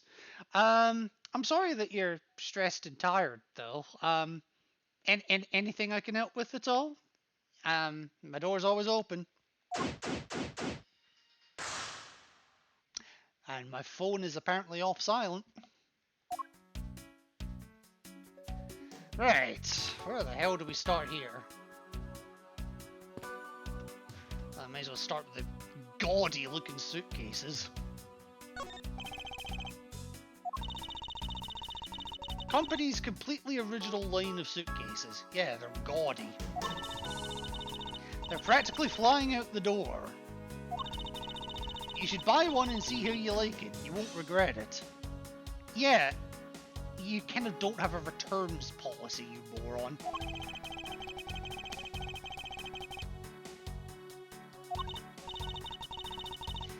But either way, it doesn't really matter. Sure, either way, why would anyone buy a suitcase after they've boarded the plane? And you wonder why they're on sale. About a place in Fortnite, about a place in Fortnite for, SO? Oh, for a bit, so I'm going to be lurking. I haven't played it in a few days as it stopped working over here in SA and in Europe apparently.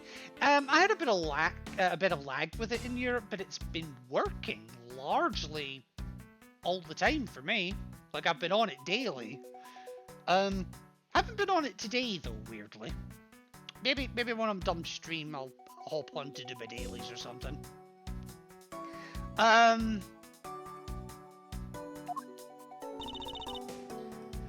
Okay. Anyway, see that? Just look at all the Captain Hugo heads painted on there. Cute company mascot, isn't he? That's one word for it. If you want to join, let me know. I will. I probably will join you actually a little later. Will Kitty be there?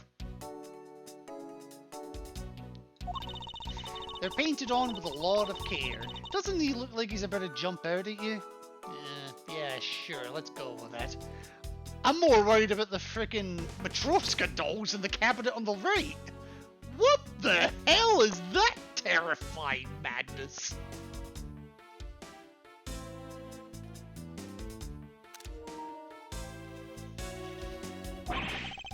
It's certainly making something jump inside my stomach.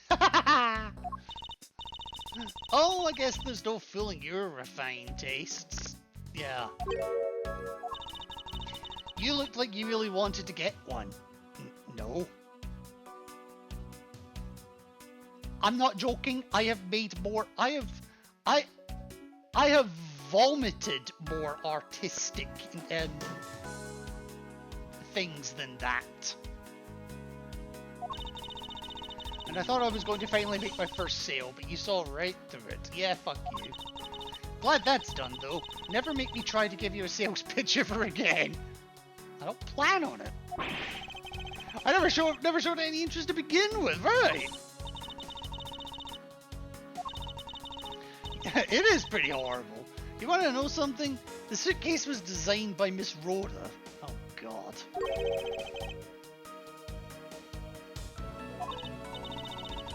It was a company-wide contest. Okay. It does have a very sharp design sense.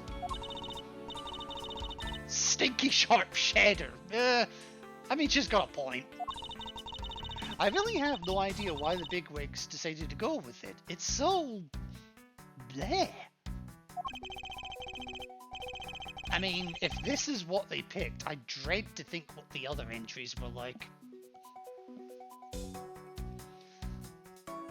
Definitely not what I expected. Whoa! And there! I'm fine, just watch yourself. Letting a suitcase freely roll around has got to be a safety violation. No shit. Here, I'll put it back. Okay. Alright. I'm also absolutely bursting for the bathroom, so I tell you what. Let me... I'm gonna take a... because I haven't actually done it yet. Let me take a manual save here. And I am going to take a quick refreshing pause, so give me but a couple of minutes.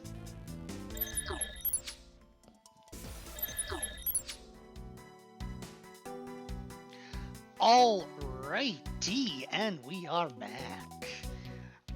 So, where did we get to? Okay, so we got nearly killed by gaudy suitcases. What else we got? And inside this display case is a row of lifesavers and life vests for sale. Now we know where the guy upstairs got it. We sell a lot of those when there's some kind of accident or something. Oh, jeez, that's reassuring. But some people buy them even when nothing's going on. How about it, Mr. Edgeworth? Care to buy one? How about no? I sense that this shop is one shopper away from being sued.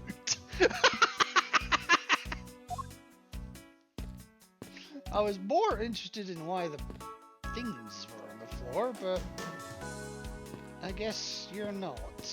Okay. Beautiful flowers and a beautiful arrangement. Oh, hi again, Alyssa. I feel cleansed just by looking at them. Well, you're kind of stepping on a few of them, you know.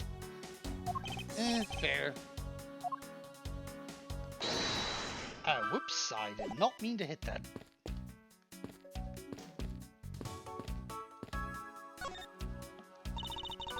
I don't know much about this shop, but you can still ask me about whatever. Well, I intend to. Alright, what do you notice? I don't know. I guess I think you're the killer, though, Mr. Edgeworth. Oh, for fuck's sake, you too.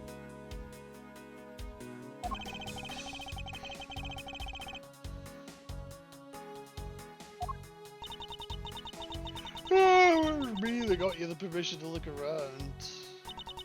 You know. So don't forget that, okay?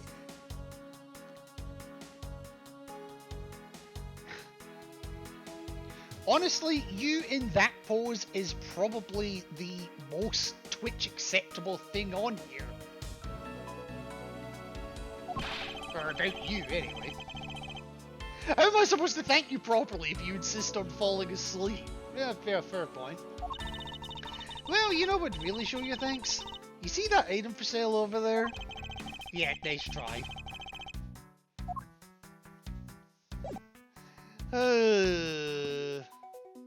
Actually, you know what? I have to do it. Give her my badge! Ooh, I'd love to have this piece of jewelry. Can I have it?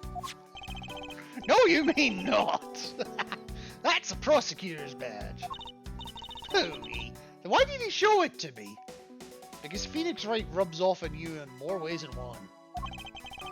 I wanted to prove to you that I really am a prosecutor. and that it's not possible for a prosecutor like me to commit such a crime as... Yeah, that would send me to sleep as well, to be fair.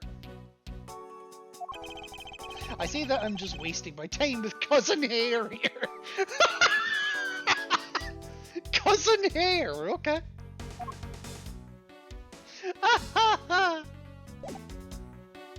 Alright, I'm gonna have a look around a bit.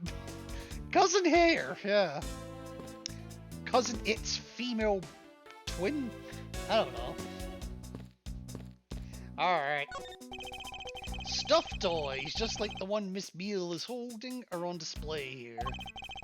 They're relatively cheap, which explains why they're displayed so haphazardly. You know you want one too. No, I know I don't.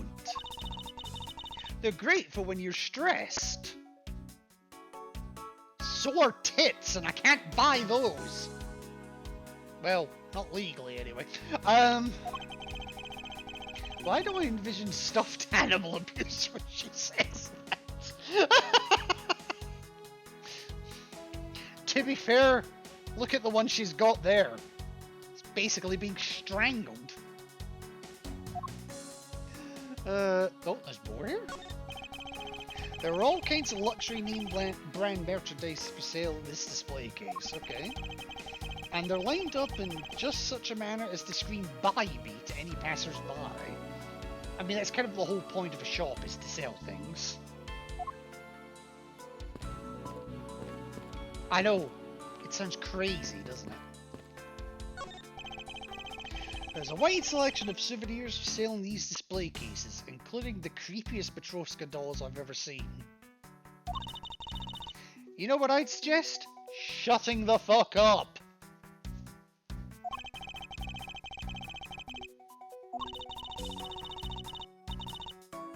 How about no? I'm not dating you!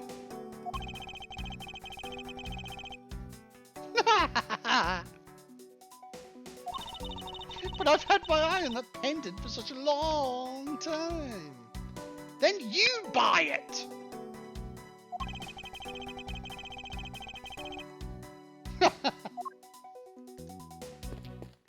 Alright, elephant in the room here. Let's see the broken glass. The glass from this display case's door is shattered all over the floor. Which suggests then that it was broken from the inside out. And it looks like there's nothing on display inside either.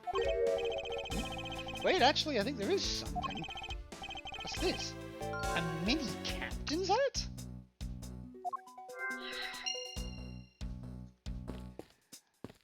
Alright, I think it's probably logic.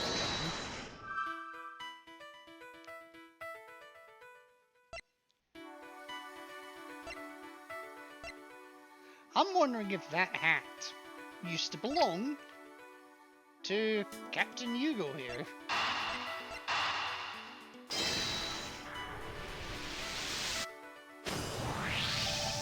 It does, okay. The hat probably used to be on the piggy bank's head. Let's give it a go and see. I believe this piggy bank was forcibly removed from this display case. Gee, what was your first clue? Does this mean that the killer broke the glass to get at it? No, actually, I think it's probably the other way around.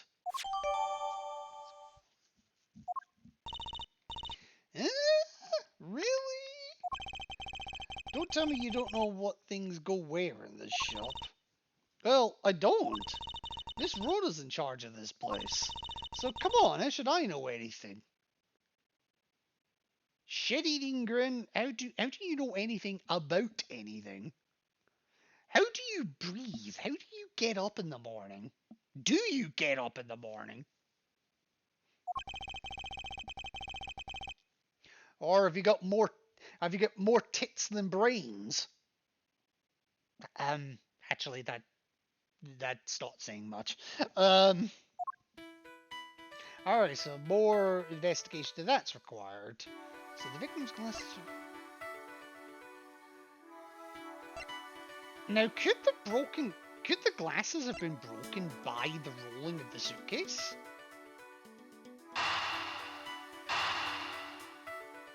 This one's a little bit of a leap of logic, but it would make sense. Yeah, I didn't... Yeah, fair enough, fair enough. Alright, so in that case, I guess we're going back here. Oh, well, yeah. Seriously, enough of these fucking dogs! Is this the same man as the one portrayed by the statues around the elevator? Oh god, that's even more terrifying if it is. That's a paperweight of founder GoU Airlines, Mr. Hugo Hughes. Oh god. On the bottom shelf we have the cute one, the middle shelf is the realistic one. And on the top shelf, that's the floral version.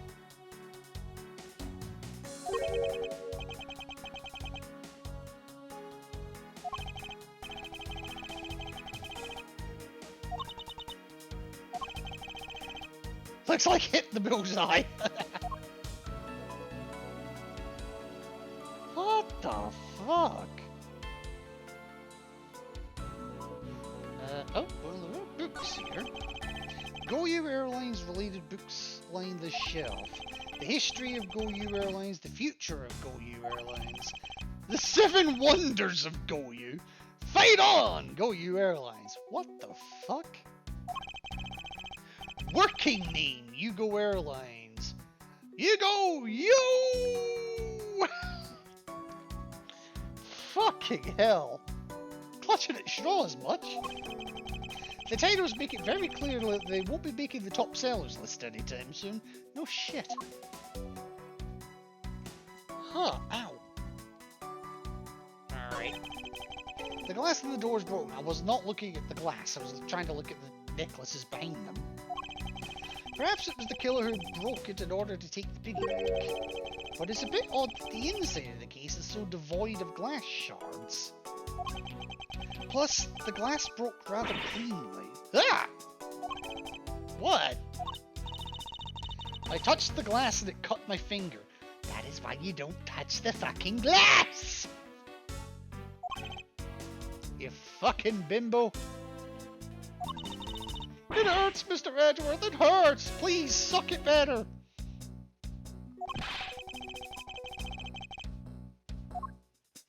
Okay, not interested in that. Fine. Well, I guess what we are more interested in is... Hang on. Well, apparently I can make a deduction here.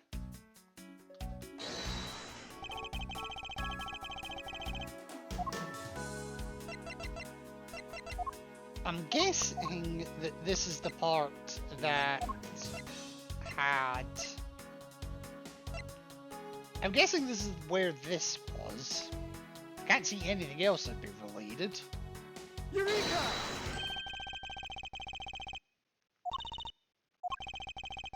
If the killer had broken the glass to get at the Captain Hugo Bank, there should be shards of glass inside the case itself.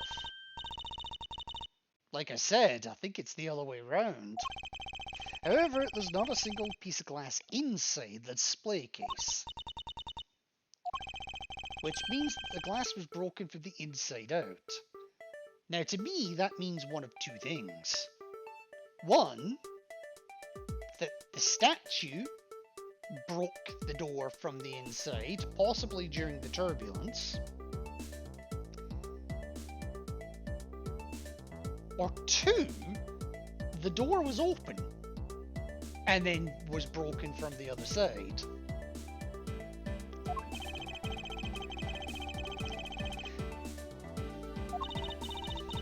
Okay. Yes! And so much blood too, because you pricked your finger. I'm willing to bet that this hat was knocked off its head at that time too. Yeah, makes sense.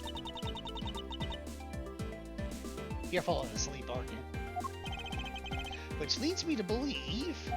what? That the killer took the Captain Hugo Bank from here after the turbulence.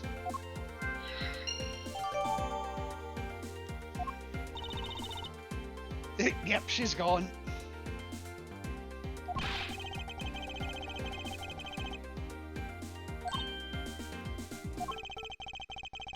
But the murder occurred before the turbulence, which rules this piggy bank out as the murder weapon. Wait, what? So the bank's not the real murder weapon?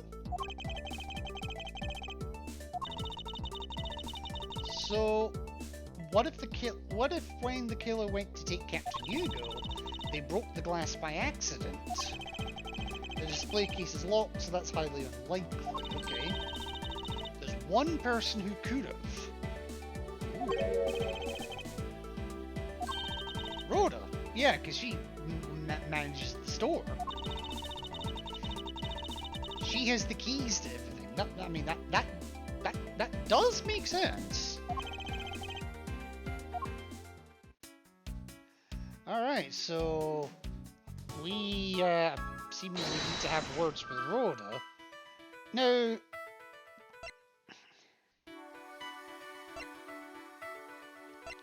so maybe the turbulence in the suitcase is related?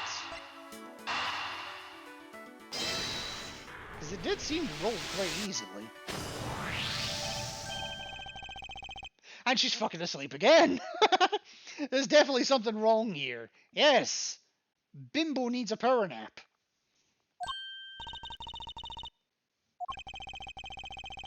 Don't you think there's something strange about these suitcases? I mean, other than the fact that they look gaudy as hell.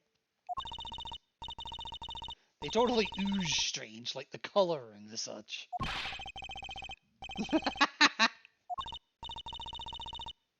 Good! Suitcases are lined up a bit too prim and proper. They look a bit uptight. I guess they take after their creator. Fair. Don't you find it unusual that these cases are the only things undisturbed by the turbulence? Never mind, I'd sooner find an answer by inspecting these suitcases myself. Yeah, not wrong. And upon closer inspection, they really are quite hideous. You didn't need to be that close to find that out. I wonder how Miss Rhoda would have reacted if she heard what you just said. Yeah, fair. She makes a good point. It would be wise of me to watch what I say out loud. Something not quite right. What's so unusual about this suitcase? Well, that's red. Take that!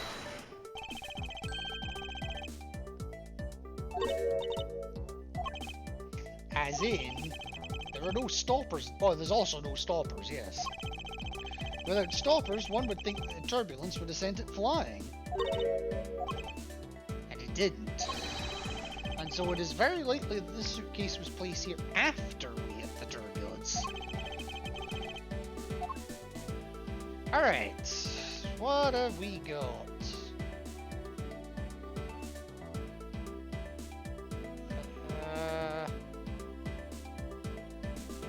Seeing anything immediately jumping out. Apart from the wheel, as I was saying earlier. It did highlight on this, though. It would appear to be unlocked. Okay. A piece of cloth soaked with blood.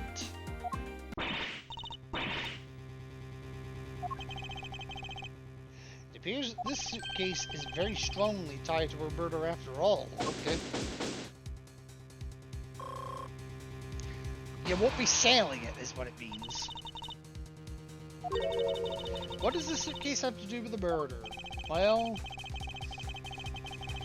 use the suitcase in some manner, such as to move something, perhaps. Like a body, maybe?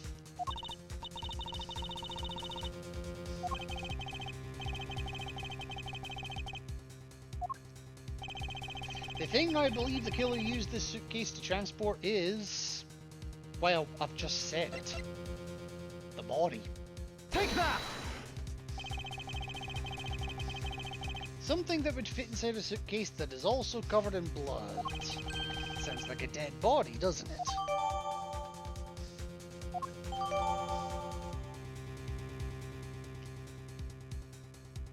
Beautiful pattern. I don't know about beautiful, but okay. In light of this, I'd say that Mr. Hicks was moved into the elevator from someplace else. Which means that the murder was committed in an entirely different location. Which then begs the next question. Which location?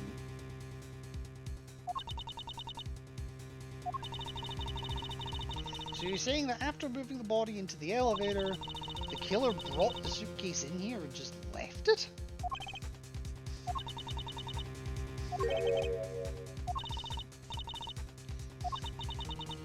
I was thinking about what Miss Rhoda said about coming here for something. Hmm? Oh, there is Rhoda.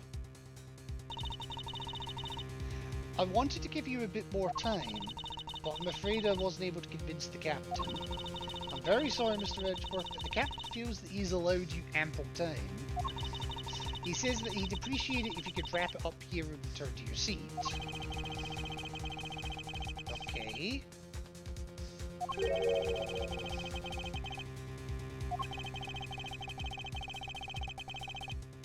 If I must stop, then I insist I be allowed to oversee the preservation of the two sites. Okay. Under your supervision, of course. If that's your only condition, then I believe we can accommodate your wishes. I'm here to assist you in any way that I can, Mr. Edgeworth. Sounds like fun! We can camp out and watch over everything together! Yeah. I found proof that the real crime scene was not in the lounge, and I have enough evidence to prove myself to be innocent of any wrongdoing. And yet, regarding what Miss Meal reminded me about Miss Tenero, I can't allow my investigation to end here. The truth must come to light. To be continued. Now, of course I'm going to save here. What self-respecting birdie would not save here?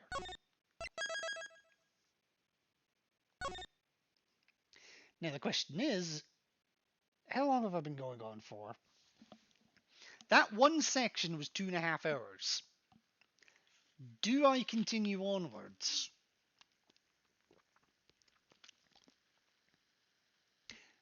I'm going to go out on a limb and say no, because I've just seen this is the middle section that we're coming up to. It's not beginning and end, it's beginning, middle, and end, it looks like. Oh, God.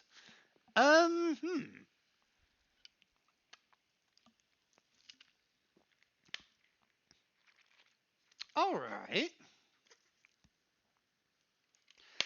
In that case, what do I want to do?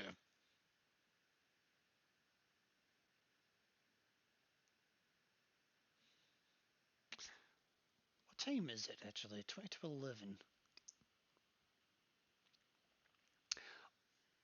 Alright, it's a bit of a shorter stream tonight, but I think I'm gonna have to end it here, and then we'll pick this back up back at the airport terminal next time, which may or may not be tomorrow. It depends how I feel. Oh, excuse me. But yeah, I think that is actually where we're gonna call it for now. So, yes, thank you all very much for stopping by, whether it was just to give a lurk, whether you were actually chatting to me, or if you were just looking in because you were wondering, who the fuck is this asshole streaming? All of which, I'm absolutely fine with, by the way, just saying. So, let's see who we are going to ride. La la la la la la la.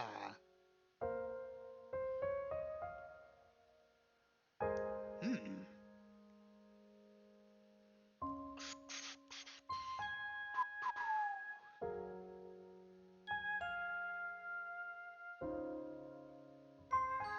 Well, you know what? You know what? She did say that she was going to be doing a little bit of fort. Oh, fuck.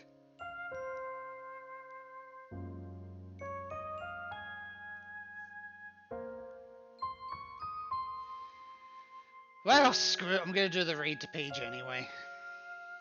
Screw it. I've seen who's there, but fuck it. But yeah, I may do a little bit of Fortnite myself, so if you want to hang around in her stream, it would also be appreciated. I may or may not do some myself with her. We'll see.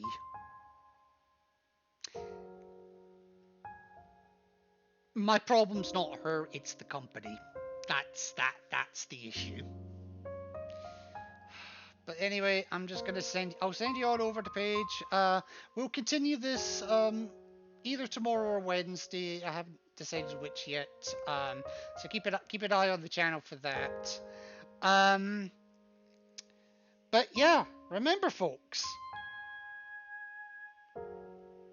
they can't sue you for promoting alcohol consumption if you call it grape juice.